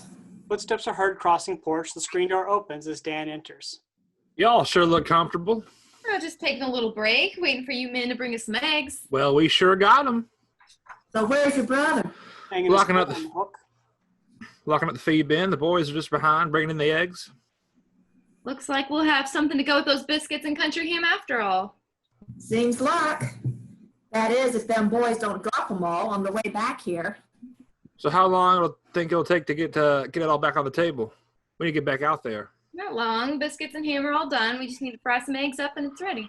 Good. I was hoping to get a decent bit of planting done today. And here I thought with that old man gone, I wouldn't be taking orders from men no more. Sorry, Mama. I didn't mean to say you had to do Don't anything. worry about it, boy. Maybe it's time we taught these men how to cook for themselves. Don't you get all upset about... Now, Daniel, it ain't happening today. You know I wasn't complaining, right? I know. Just sounds like it coming from a man. I'm thinking fried chicken tonight. Sounds good. We'll have them boys plenty hungry by then. Round dark then? Round there. Ray said Harley was by last night. Did he now? Yeah. Why didn't you say nothing? Oh, you went straight home after showing Bobby Boy that tractor. Didn't give me much chance. So what do you want? Who said he'd come by to pay his respect? Bull. Daniel. Sorry, Mama, but that fool didn't come by to pay no respects. Well, that's what he said. Bobby Boy said he wanted to see May's car. Graham looks at Candace without answering. Is that why you may be moving out back? I thought he might come sniffing round, sure. But I don't get it. Why would Harley want to see May's car? You'd have to ask him that, Daniel. What? He didn't say? Candace looks at Graham's. Graham's motions reluctant assent with nod of head. Harley thinks May had something to do with Bobby Joe disappearing 10 years back. What? Fool thinks May left out of here with Bobby Joe's body stuffed in that car. That's crazy. That's our sheriff. I mean, it don't make no sense, Mama. I never said it did. But y'all saw Bobby Joe that next morning. The day after May took off. Candace doesn't answer, moving to front door, looking out. Said he'd come out asking for money, right? That's right. So, what's his problem then? Seems he don't believe us. And he's just now figuring that out 10 years down the road? I guess. So what's he want with May's car? I can't pretend knowing the working of that fool's mind, Daniel. I mean, the body wouldn't still be in there. He wants to take a look at it, Dan. Maybe run some tests. Tests? What kind of tests? Forensic tests, I guess. Okay. Okay, so let him look then. Can't do that. But why? 'Cause I don't trust him, Daniel. Never did. Neither did your pap. But we can't just... He's got something strange going for your sister, babe. Always has. What are you talking about, Candace? Harley's been hung up on May ever since grade school, Dan. You know that. No, he ain't. What about him dropping by here all the time back when we were in school? That don't mean he was And hung remember, up. he was following her around all those dances and ball games? Okay, but I also remember telling him to stay away from her. That he was too old. I know you did, babe. You did everything you could. He can't be trusted with May's car, Daniel. He'd use it to try and get a hold over the girl. Yeah? Well, maybe I'll just break his chicken neck. Enough of that kind of talk. Them boys will be back here any minute now, and we can't have them hearing any of this foolishness. She's right, Dan. The boys don't need to know about any of this. Any of what, Candace? I don't even know what we're talking about. They don't need to know about Harley's suspicions, okay? Fine. So, what do we do when he comes back? Tell him the car ain't here. What are you talking about, Mom? Of course it's here. It's right out there in the back barn. He don't know that, boy. Sure he does. Everybody in town saw it on the road yesterday. No, they didn't. What? He's mistaken. Mistaken. Well, sure. Mama told Harley that Bobby Boy came in on the bus. The bus. That's right. Into Raleigh. Riley? This is crazy. Gosh, now. But I don't believe a word of this, Mama. Ain't for you to believe now, is it? Well, Harley ain't going to believe it neither. I mean, he's dumb, but he ain't that dumb. Guess we'll cross that bridge when we come to it then. So what do we do now? Well, got me a breakfast he's finishing up. What? Don't tell me you ain't hungry, boy. Ugh, Dan's always hungry, Mama. You know that. Oh, all too well, girl. Grams turns, moving towards kitchen. Mama, we got to have a better plan than this. It'll be fine, Daniel. Don't worry yourself none. Grams enters kitchen where she begins setting table with plates and silverware. What do you mean? Don't worry, Mama. It's going to be fine, Dan. Oh, is it, Candace? Well, sure. You'll feel better once you have some breakfast in you. Candace turns away, walking towards kitchen. So, something you might want to share here? Candace pauses briefly in doorway, turning back. Like what? Like that talk you and Mama had with Bobby Joe back when? Beat with the two looking at one another. No, not really. Candace enters kitchen, beginning to help Grams finish setting table. Dan stands around after her for a beat, then moves into parlor, sitting down on couch. End scene. Act 2, Scene 2. Bobby and Tim's laughter is heard outside, then Ray's footsteps crossing porch. Screen door opens as Ray enters, stopping short to stare at Dan, sitting on couch. Bobby and Tim enter behind Ray, each carrying a basket of eggs, running into him, laughing loudly. Hell, back up, you fools. Breakfast ready yet? I'm still missing some eggs. Well, we sure got him. Yeah, did you tell him we got 2 baskets full? I did. Best get on back there if you want to eat. You heard him. Get going. Bobby and Tim Nope. enter foyer, moving towards the kitchen, pushing one another and laughing, each trying to be the first to the kitchen. Don't break him, you fools. Bobby and Tim enter kitchen and begin putting the eggs in a big bowl in the sink. Gran and Candace each take up a large fried clay jug from the pantry and exit off stage through the door to the backyard. Ray watches Dan for a beat. Doing? Thinking? Thinking, huh? Yep. About what? You ever get the feeling that we don't know everything going on around here? No. Just forget it then. Ray turns to hang his jacket on wall. So what's going on? Apparently, Harley thinks May had something to do with Bobby Joe disappearing back when. That proves it then. Harley's a dumbass. Maybe, but seems hell-bent on getting a hold of that car of hers. For what? Some of them forensics tests, I guess. No. Seems like. But wait. Didn't Mama talk to Bobby Joe the day after May left? She did. Well, okay then. Apparently, Holly don't believe her. Huh. But hey, now, Candace was there too, right? She was. So what? He don't believe her neither? Apparently not. Let's let him see the damn car. Mama says no. Why? She thinks Holly might try to set May up or some such. Set her up? Why would Harley do a fool thing like that? Can't say as I understand it all. Maybe he was sweet on her back in school. Feels rejected or some such. Rejected? I don't know, Ray. Candace said it. Huh. So maybe we ought to go kick the shit out of him. Best friend of my mama first. Right. Beat as Ray continues looking at Dan, finally turning away and walking into the kitchen where he makes himself 2 ham biscuits and sits down at the table to eat. Tim and Bobby continue washing the eggs in the sink. Candace enters from outside, looking around the room. Where's Dan? Ray wordlessly points towards the other room. Candace begins putting a ham biscuit together. Boys, go help your Grams bring in those 2 water jugs out back. Sure thing, Aunt Candace.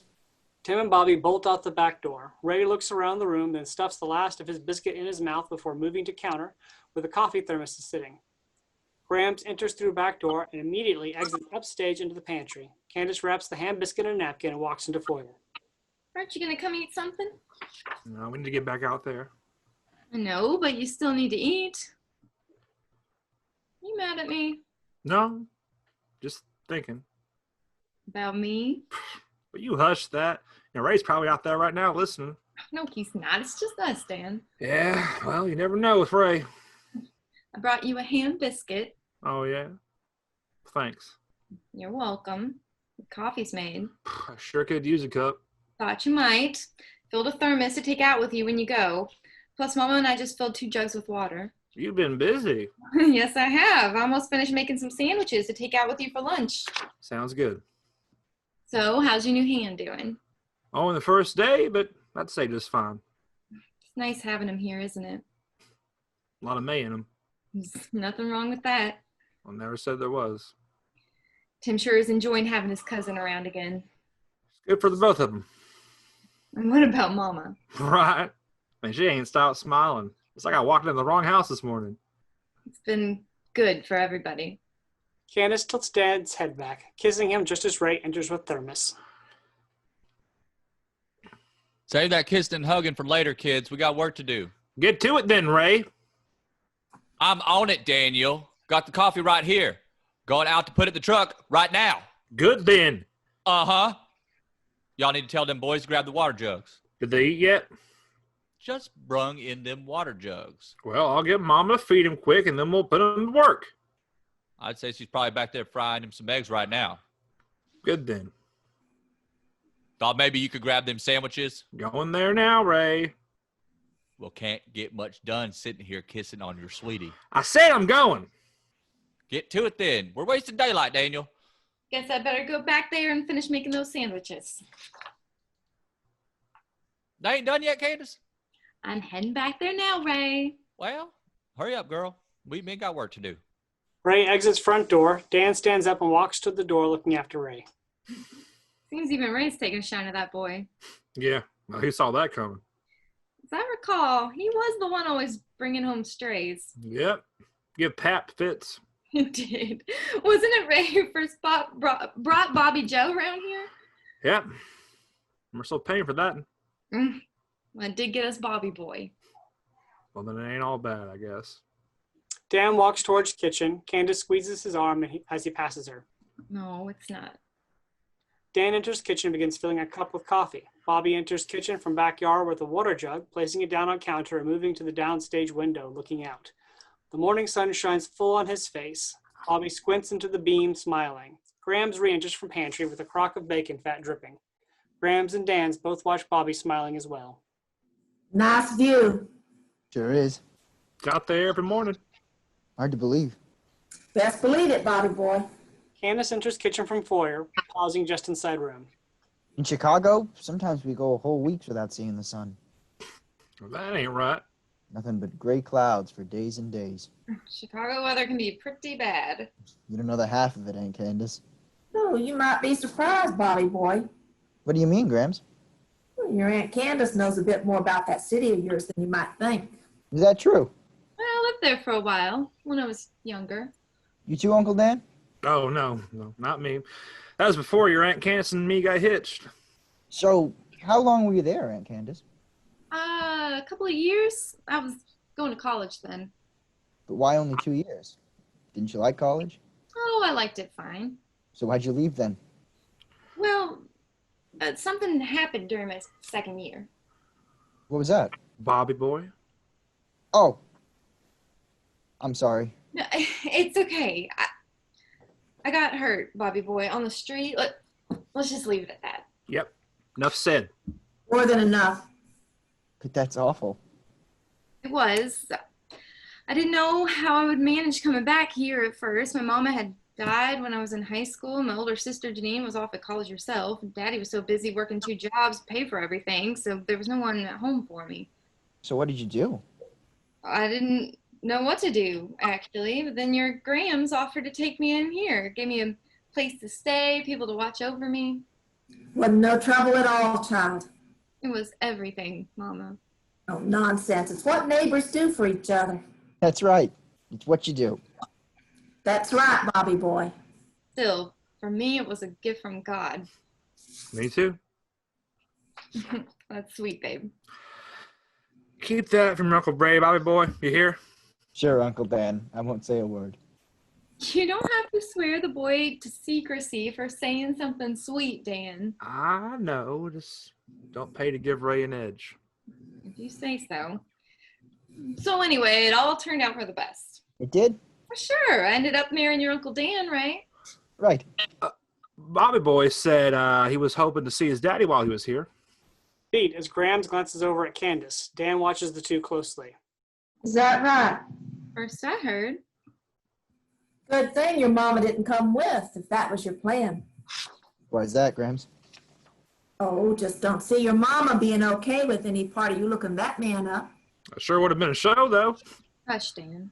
Well, it would have. Ray enters foyer from front porch, screen door audibly closing behind him, just as Tim enters through back door carrying a water jug. Grams moves to stove, putting ham slices on a plate and spooning grease into pan, beginning to fry eggs. Uncle Ray said Daddy would have let out a right quick if he heard Mom was back. Raymond, What now, Mama? what you been telling this boy Ray enters the kitchen from the foyer. About what? about his daddy? Some nonsense about him taking off if he heard May was back? You know it's true. I know no such thing. Tim and Bobby share a look. Bobby looks away as Tim puts his jug down.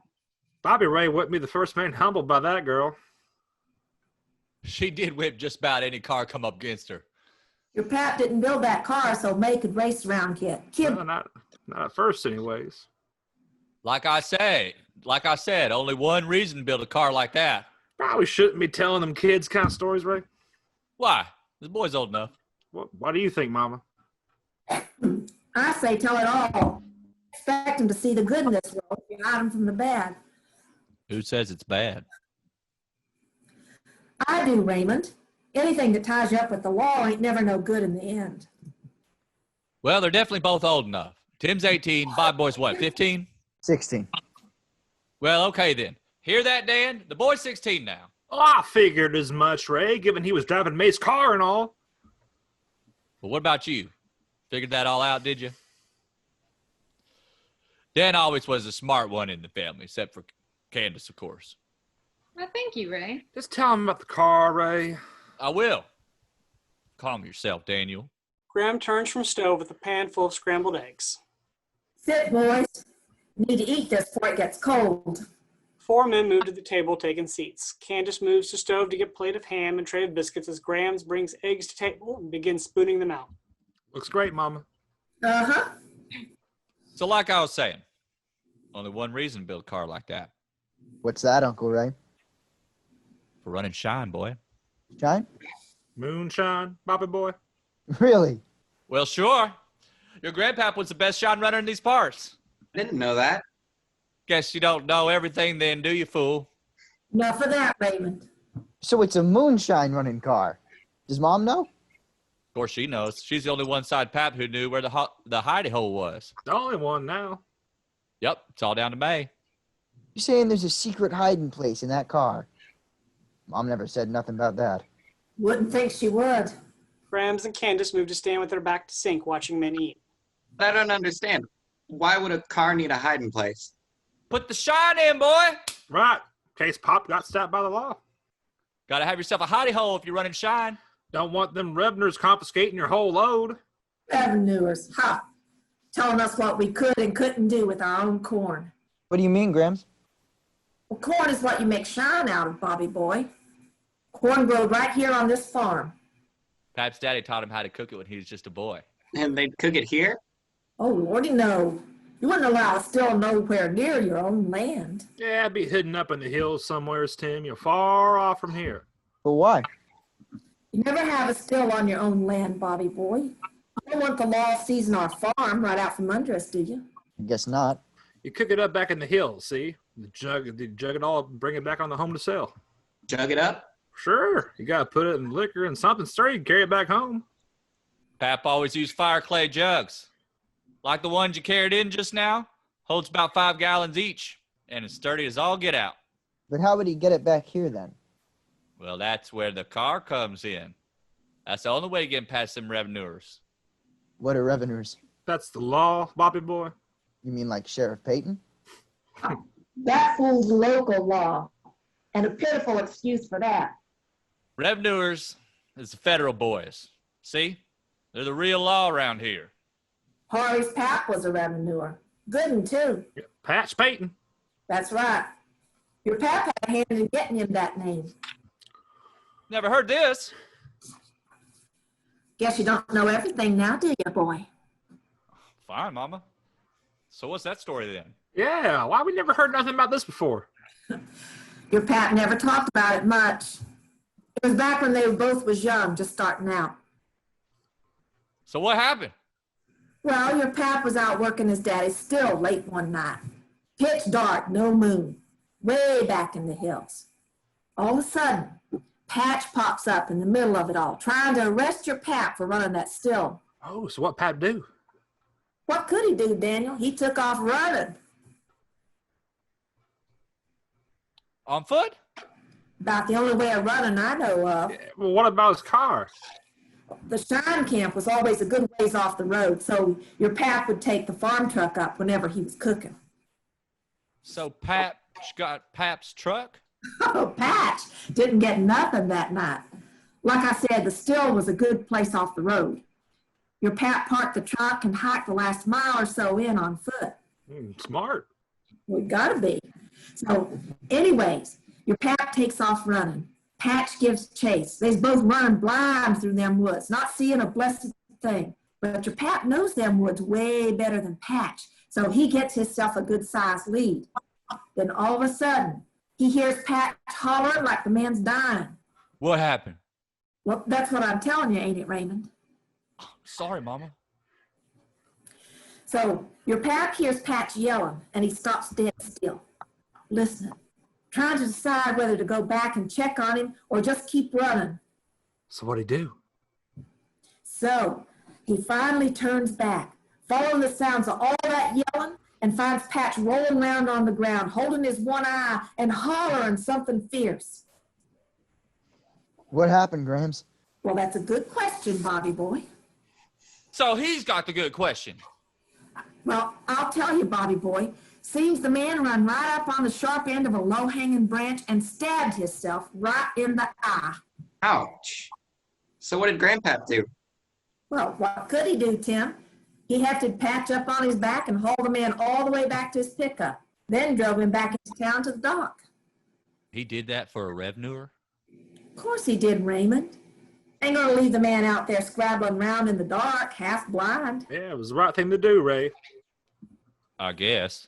Of course it was. Well, they was good friends growing up, all the way through school anyways. So how about the still? Well, your pap went back the same night and pulled off all the best parts, then set it all up in another holler a couple miles off. Back in business the very next night. That sounds like Pap. Don't it though? Then he went and got his brother to help move Patch's car back to town. You're kidding. That's gospel. Did Patch put any charges on him? Oh, not for nothing that night. Looked at it like they was both even on that. I guess. Of course, it didn't stop Patch from sending your pap off to prison 2 other times later on. That's some kind of grateful. The man had himself a job to do, Raymond. Of course, them 2 other times wasn't for running shine in that car. Patch come at your pap both times at the still, too. Never could catch that old man if he was running shine in that car of his. See? What I tell you, boys. Best shine runner in the county. Them revenuers couldn't come close to catching that car. Wasn't the beast back then, though. That was May's name for it later. Pap always called her Sadie May. That's Mom's name. That's right. So we named the car after Mom. Oh, more the other way round. What do you mean, Grams? Well, your grandpap had Sadie May a good long while. Back before we was married even. Drove shine in that car right up till just before your mama was born, then give it all up. No. He did. Decided the day she was born that he had named that girl after that car of his, then give up shine running for good. So see, it all worked out for the best. Can't believe he gave it all up. About time. Been telling that old man for years. Can't be fooling with the law once you have a family. Man don't do you much good if he's serving time. Good advice. I guess. Oh, of course it is, Ray. But what about the car? Well, Pat parked it out the back barn the day May was born. Kept it out there covered with a tarp till she was old enough to drive, and you give it to her. Never give me a car. Why do you think that was, Ray?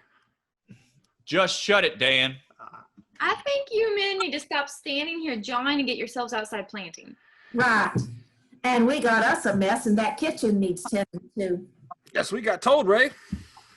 Been telling you that for a while now, Dan. I'm ready. Get out there, then. I'm going. Ray exits the kitchen, moving through foyer out onto porch. Dan makes a ham biscuit. You boys need to head out there, too. I'll be right behind you. Okay, Uncle Dan. Let's go, Bobby. Right. See y'all at supper. We'll be here. Be safe out there, boys. We will, Aunt Candace. Tim and Bobby each grab another ham biscuit. Then Bobby takes up the last water jug before exiting the kitchen and moving into the foyer. Tim stops at the front door, turning a scowl on his face. You be careful out there.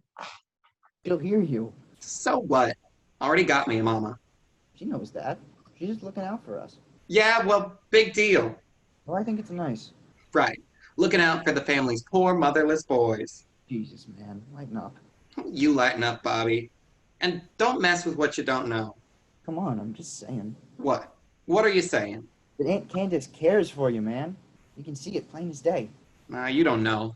What don't I know? She's a part of it all, Bobby. Part of what? Part of what's keeping me here, man. Trapped on this damn farm. I'm not trapped. What the hell? You heard Grams. She's gonna get you up to see your mama real soon. Bull. Don't you believe her? Nobody gets out of here, Bobby. Unless you flat run off or something. Okay, then. So come on back with me when I head home. Don't I wish? I'm saying do it, Tim. Just shut it, Bobby. Tim crams the last of his biscuit in his mouth and takes Bobby's jug from him and exits onto the porch. I'm going out to put this in the truck. Bobby pauses, then follows Tim out the door. Dan moves towards foyer. Dan, aren't you forgetting something? What? Oh, right. Dan moves to Candace, giving her a kiss. So, see you at supper then? You certainly will. And that was very nice, babe. But I thought maybe you might want to take your lunch with you when you go. Oh yeah. Dan follows Candace to the food hamper, taking it from her. Thanks, hon. You're welcome. Kisses him again. And you be careful out there. Always. Dan moves to the doorway, moving Grams aside in order to get by her. See you at supper, Mama. We'll have it waiting for you. Dan exits into foyer and then out on the porch. Graham watches through the door. Getting a late start. They are. Best get to it ourselves. They'll be back before we turn around twice. Graham walks into the foyer. Candace begins to follow. Graham pauses, turning to look at the floor in the parlor. Look at all them tracks. A little sweeping, you'll never know they were here. I suppose. Candace walks into the kitchen, and taking up some of the plates, continues out the back door. Graham continues looking at floor for a beat. Still, one more thing needs doing. Graham walks into the kitchen and takes up remaining plates, then exits through the back door just as the clock chimes 7. End of Act 2. Act 3, Scene 1. Same day, now evening, hours just past sundown. Foyer and front parlor are mostly dark, only light coming from the brightly lit kitchen. The clock chimes 6 o'clock. Graham enters from pantry with broom and dustpan and walks into foyer, turning on various lights before reaching front door and looking out. Then moves into parlor and begins to sweep. Beat. Candace enters foyer from back bedroom hallway, pausing just inside room to watch Graham sweep. Is it all coming up? Seems like. So is the experiment over? Not just yet. I'm thinking a few more days. Sounds fair. Candace moves to front door, looking out. Any sign of him? Dan said not until dark. The sun's only just now dropped below the ridge. I meant Harley.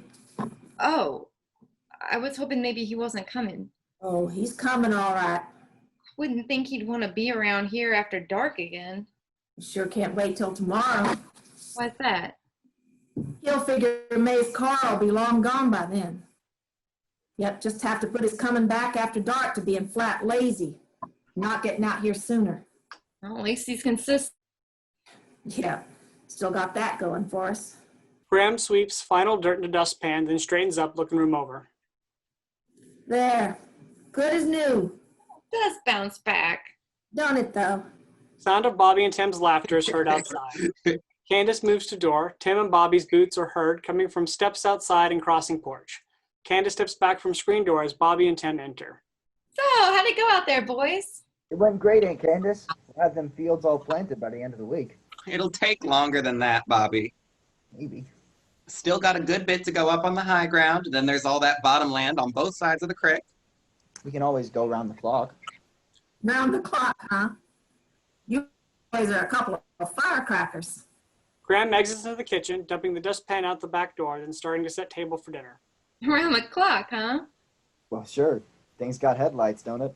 It does. There you go. Let's see. We ain't doing no planting in the dark, Bobby. Why not? 'Cause I think I'll leave before the really bad ideas start. Candace turns, moving towards kitchen as well. We can do it, Aunt Candace. I know we can. Well, good luck convincing your uncles. Candace exits into kitchen and begins helping Graham set table. I'm telling you, Bobby, it ain't happening. But why? You heard Aunt Candace. Uncle Dan and Daddy won't allow it. Maybe we need ourselves another tractor then. Another tractor? You really are crazy. Come on, just think about it. With 2 tractors, we could knock this all out in half the time. Same thing next year. You know what them things cost? How much? A lot. Oh, I'll pitch in. You'll pitch in. Well, sure. I got some cash. What cash you got? I got some.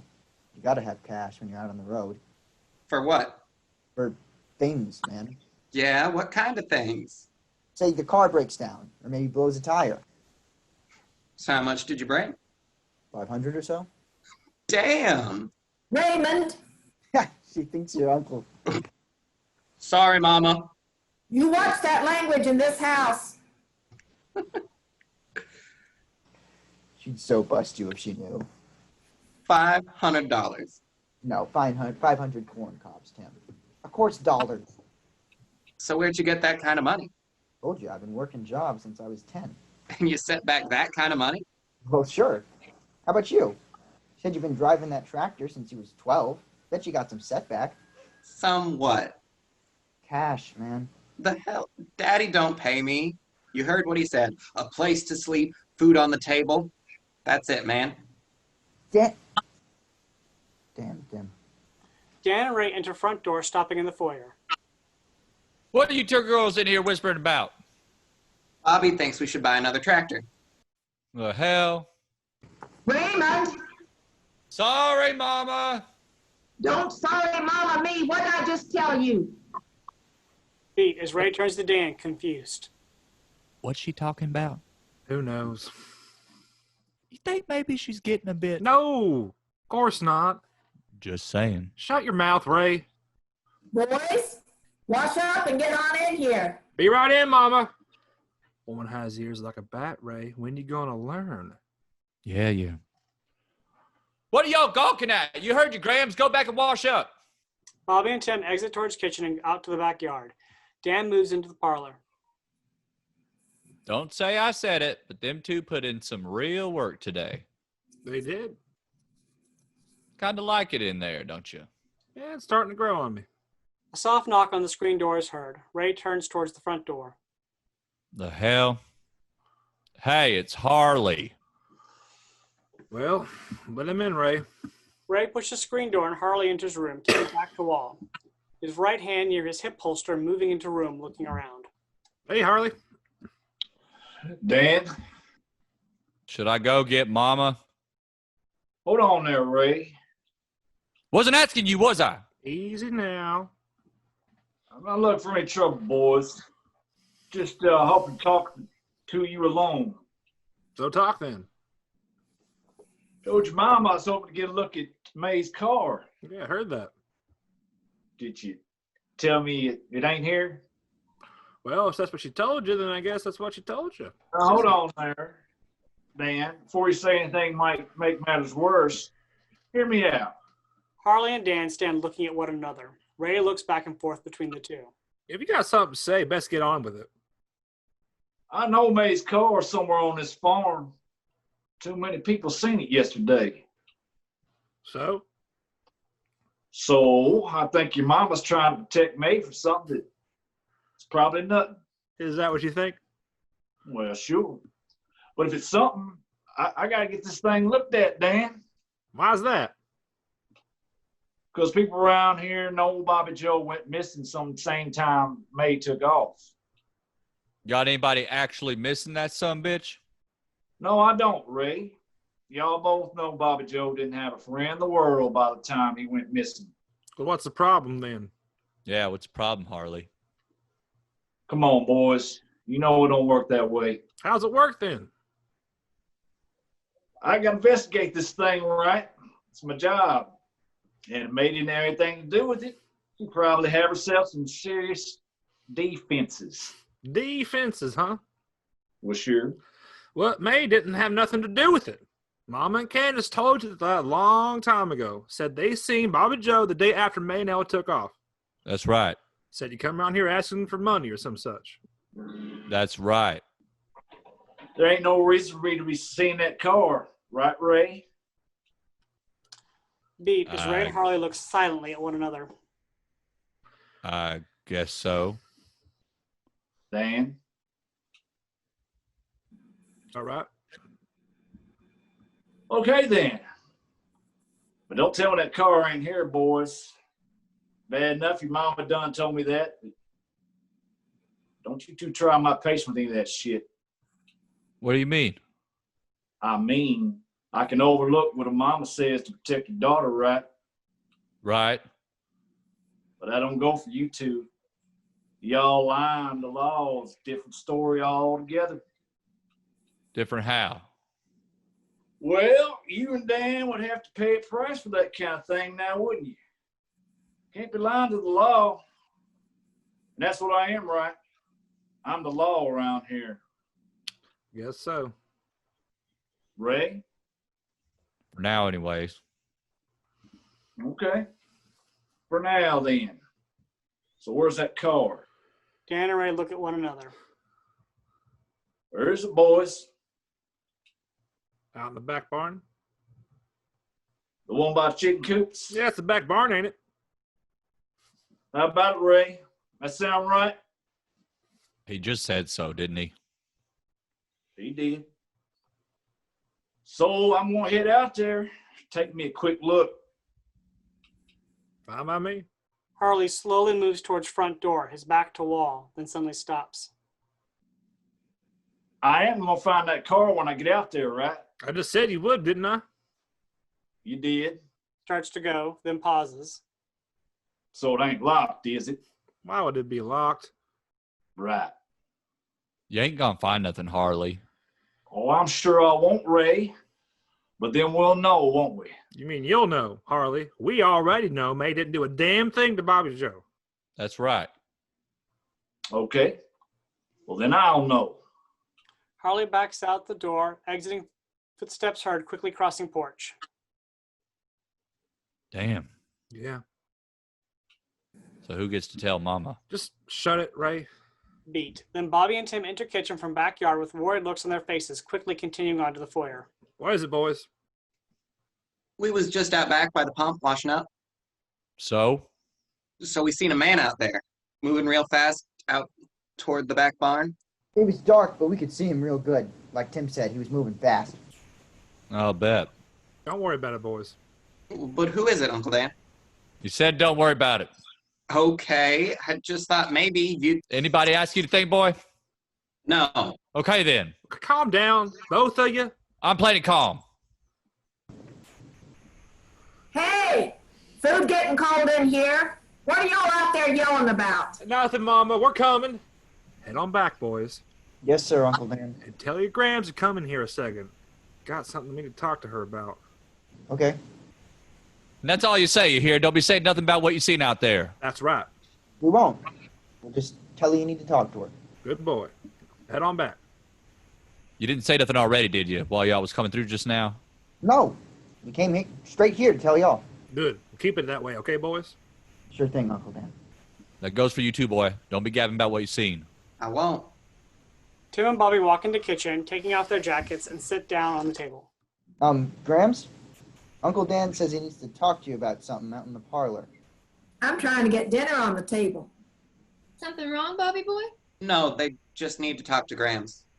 This don't beat all. Ray moves to front door, looking out. Best keep them mouths shut. It will. So how long you think he'll be out there? I don't know. How long does it take to find nothing? Well, it is Harley. So a while then. Right. Gran enters from kitchen. Best be important, boys. I'm trying to get dinner on the table. Harley coming by. Harley? Well, where is he? Head out the back barn. For what? See May's car. And what fool sent him out there, Daniel? I did, Mama. And what did I say about that? I know, but he just comes. What was you thinking, boy? Gran moves to the front door, looking out. He knows the car's here, Mama. Way too many people seen it yesterday. Everybody around here knows what the beast looks like. And how long's he been gone? 5 minutes, maybe. Yeah, more like 10. Uh-huh. It's gonna be fine, Mama. Ain't nothing for him to find out there. Uh-huh. He's sure gonna look the fool when he comes up short. Right? Beat of silence as Grams continues looking out front door. Mama?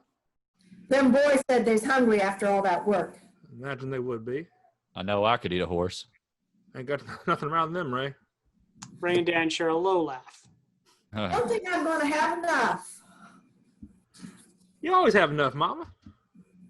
That's right. I ain't never stepped away from your table hungry. No. Only got 2 chickens fried up back there. Need at least a couple more. Ah, 2's plenty, Mama. Yeah, they can't be that hungry. We didn't work them that hard. Right? It'll be fine. Gran moves to the wall by front door, taking the hand axe off the hook. No. Let's go out and get a couple more. I'll go then. No. You done enough for one day, Daniel. Go on back and see what Candace needs to finish up. Tell her I'm going out to get a couple more birds and I need her help. You 4 start in eating. We'll fry up these last 2 birds when we get back and join you. We can wait. Do what I told you now, Daniel. Can't have y'all sitting here starving. I told you. We're fine. Get on. And let Candace know I need her out here straight away. Okay, Mama. Ray and Dan remain in place, looking at Grams unsure. I said get, boys. Grams turns away, looking outdoor. Dan and Ray exit quickly into kitchen. Candace, Mama says to help her get another couple chickens. I think we have plenty. I'm just telling you what she said. Okay. You men sit down and start. I'll be back soon, I guess. Candace brings a plate of chicken and a bowl of mashed potatoes to the table, This should get you started. carrying over a bowl of green beans. Sorry, babe. Just sit down and start eating. We'll try to save something for you, Candace. Shut it, Ray. Candace enters foyer from kitchen, wiping her hands on a towel. Dan said you were wanting a couple more chickens. I think we have plenty, Mama. Harley's back. Oh, no. Yep. And them 2 done sent him out to the back barn to see May's car. So what do we do now? I'm gonna need some help getting this mess cleaned up, girl. Okay, just tell me what to do, Mama. It won't be you and me just telling a story this time, neither. I understand. Do you, girl? I'm saying I can't do this by myself. Wish I could, but you'll need to pitch in. There's no other way? Sure can't see one. Gotta finish up what May started. Then just tell me what to do.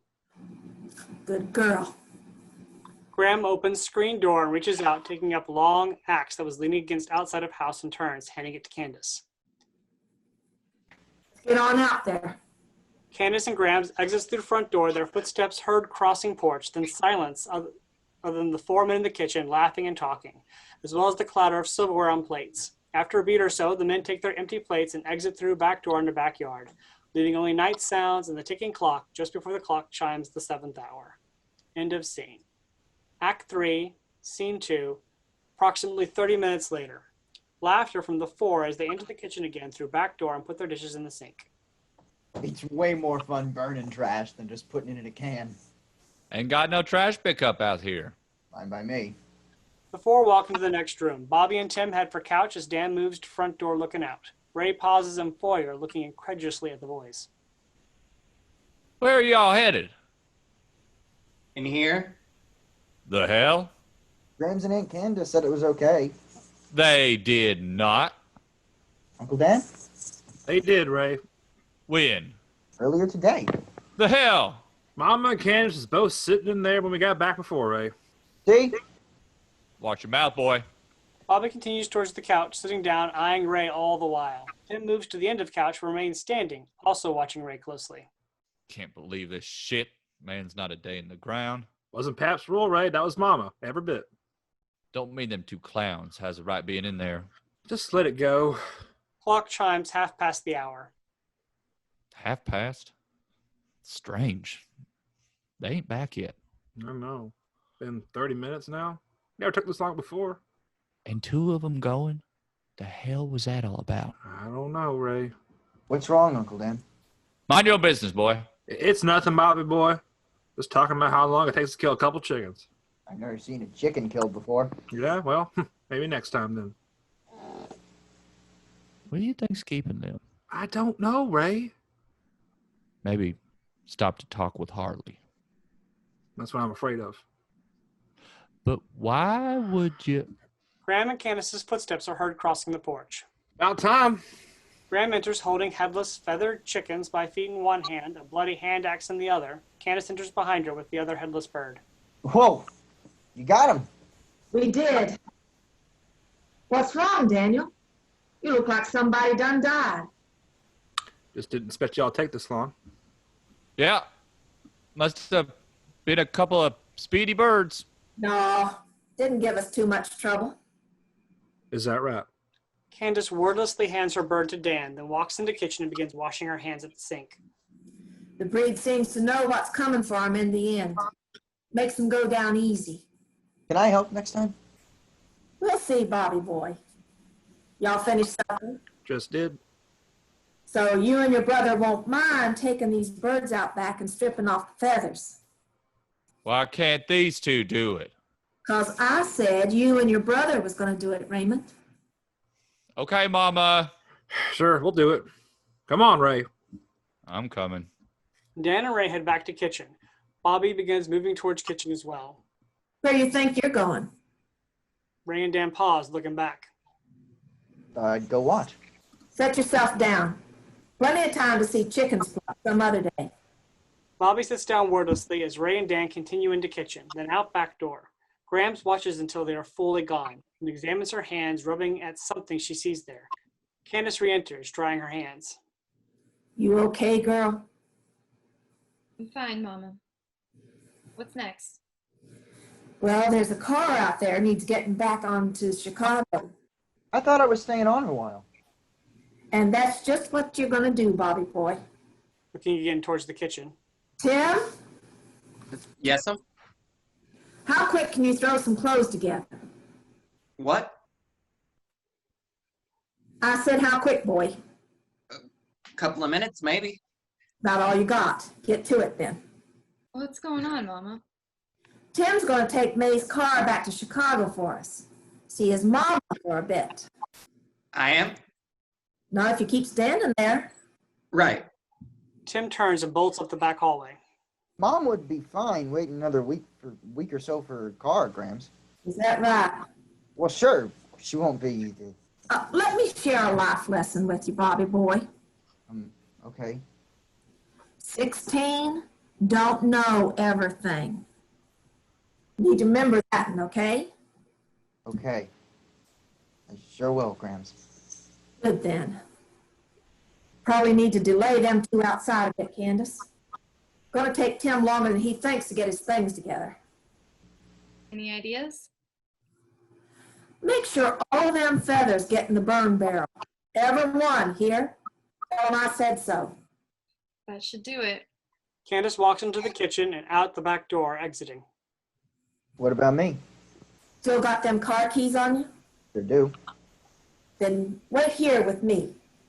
Bobby and Grams wait silently. After a beat, Grams looks at him and smiles. So, enjoying your visit? Sure am. Good then. Been nice having you here, Bobby boy. Been way too long. It sure has. So, why are we... Bobby's question is interrupted by Tim thundering steps down the hallway, entering with Bobby's canvas duffel bag slung over his shoulder. Got it, Grams. Good boy. Settle down now. We're doing fine. I stuffed it all in your bag, Bobby. Is that okay? Sure. There's money in there, too, if you need some, for emergencies and whatnot. You sure? Of course. You might need it. Whatever's left, give it to Mom and Aunt Ella. Tell them I'll be sending more back home each week. I sure will. Best be getting on now, Tim, before your daddy gets back in here and starts raising a ruckus. So I just go? I'll settle things with your daddy. Bobby boy's going to take you out to the car. He's got the keys and he'll show you where everything's at. Right, Bobby boy? Right, Grams. Give Tim your mama's address. Make a quick rundown on the roads that he takes. I sure will. Don't take too long, though. I won't. Good then. Come over here and give your Grams a hug. Tim tosses the bag to Bobby and moves to Grams, the two entering a long hug. Finally releasing, Grams takes him by both shoulders. You have yourself a good time now, you hear? Do all them things you've been dreaming about. I will. And don't forget about your family back here. I won't, Grams. I promise. Good boy. Now, tell him I'll be up soon to see him. I'll sure do it. Tim turns, starting for the front door. And Tim, Yes'm? be sure to tell your Aunt May I put something in that car for her garden. What's that? Tell her there's a good-sized bag of my pole bean seeds up in the front seat. Pole bean seeds? Tim, there ain't time to say all this twice. Just remind her how we plant them beans, okay? Toss a piece of scrap meat down in the hole with each seed, then cover it all up good. I remember. Good boy. First thing now, you hear? Yes, ma'am. First thing. Good then. Candace enters through back door and quickly walks towards foyer. Grams pulls Tim in for another hug as Candace enters from the kitchen. Best hurry. Right. Grams moves downstage to windows, wiping at her eyes as she pretends to look out at the night. Tim stands still, staring silently at Grams. Get boy. Right. Bye, Grams. Bye, Aunt Candace. Bye, Tim. You be safe. Tim pauses briefly, then runs to Candace, giving her a long hug before finally releasing her and running to Bobby, grabbing the duffel bag from him and punching him in arms before running out the front door. Bobby looks at Grams and Candace for a quick beat, then smiles and runs towards the front door, exiting. Okay? I'm fine. Good thing May wasn't the only one who knew about that secret hiding place. Thank God for small miracles. We'll be back in here soon. You've always been a good daughter to me, Candace. Just like you was my own. I don't know what I would have done without you, Mama. You saved my life. Your daddy did the best he could. Still, if it wasn't for you. I know. It's what we do. I know. Suppose you'll be the one taking care of this place when I'm gone. And that won't be for a good long while. Still comes soon enough for all of us. Then there's them two boys out there, God help you. Dan and Ray. Exactly. They're certainly a handful. Don't I know it? Maybe we can whip them into some kind of shape before I'm gone. Sounds like a plan. Good then. Candace continues watching Graham, standing at window for a beat, then moves to the front door, looking out. Dan and Ray enter through back door with the chickens, placing them in a sink before continuing to foyer, pausing to look at the two women. Got it all done, Mama.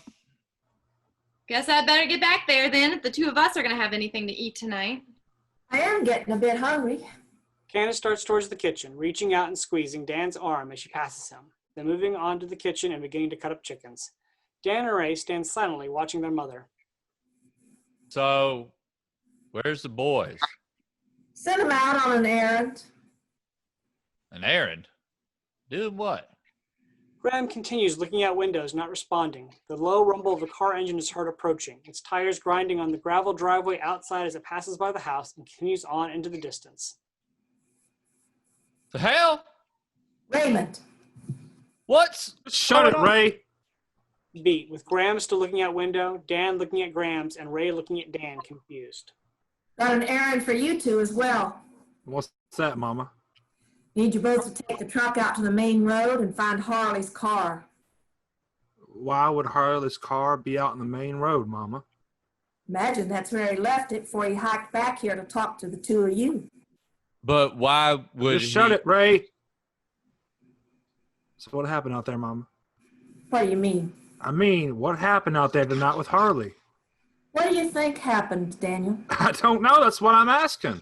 The man was trying to put your sister in prison, boy. But why would he come up here? He was trying to put May in prison, Daniel. Enough said.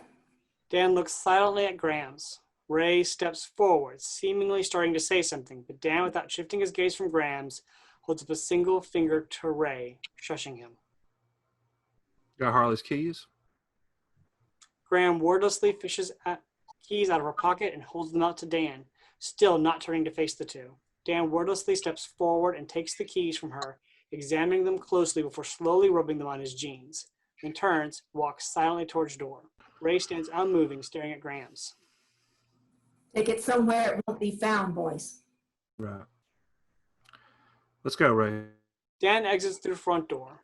Ray turns and silently follows, exiting as well. The truck engine is heard starting along with two truck doors shutting, and the tires are heard crunching on the gravel as it pulls away. Beat.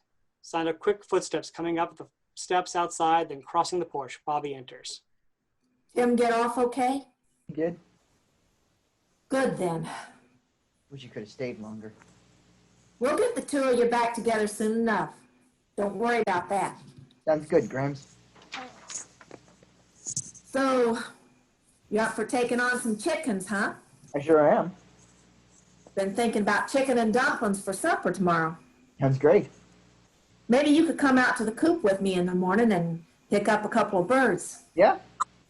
Sure, I'll let you handle the axe a bit, too. Really? Gotta start sometime. Okay. Thanks, Grams. Oh, no need thanking me. Raising animals is hard work, just like the crops. Well, I'm sure up for it. Believe you are, Bobby boy. You're gonna do just fine around here. Now head on back to the kitchen and let your Aunt Candace show you something about frying chickens. Can I have another piece while I'm back there? If you cook it, you're sure allowed to eat it. About time we had one of you men learning how. I've done plenty of cooking back home at the diner. That right? Sure. Plus, Mom and Aunt Ella had me cooking at the house for a good while now. Glad to hear it. Ain't nothing wrong with teaching a man a few things. That's what Mom always says. Does she now? Well, good for her. Enough standing here flapping your gums. Get on back there before your aunt has all that chicken all done. Yes'm.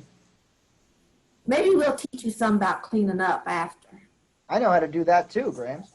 Bobby exits into the kitchen and moves to stove, joining Candace. Gran moves to the front door, closing it and turning off the light in the foyer.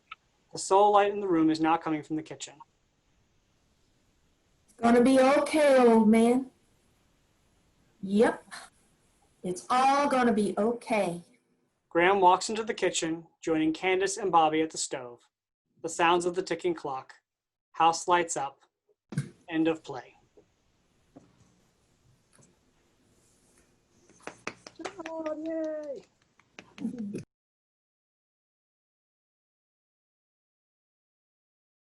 So thank you all so much for watching Gray Shaw's Fall Planting.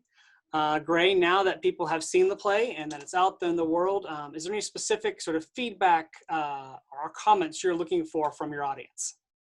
I'd love to hear what people think as to the interaction between the characters, whether the story progressed along, whether it had the degree of suspense to it. I want people to just be straight up and give it whatever shots they've got, because this is my opportunity to hear back, make any final touches before I take it forward. And this is a part of writing plays. It's hearing what the actors do with it, but it's hearing what the director says about it, but it's also hearing how the initial audiences are reacting to it, what part they fell out of, didn't really connect with, or what part they got confused at that maybe needs to be brought out a little better.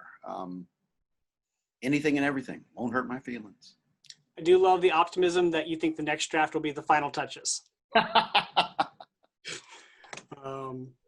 And then this was your first full-length play, right? It was. Cool. We So are. I've had shorter ones, but this one was a full length. And obviously when it You first went from 10 minutes to 2.5 hours. Yes. Double right in there. And yeah, and then it got, with Derby City Playwrights, it got brought down to a closer thing to 2 hours. See what magic David does with it. Well, thank you so much, and everyone have a great night. Yes. Thank you.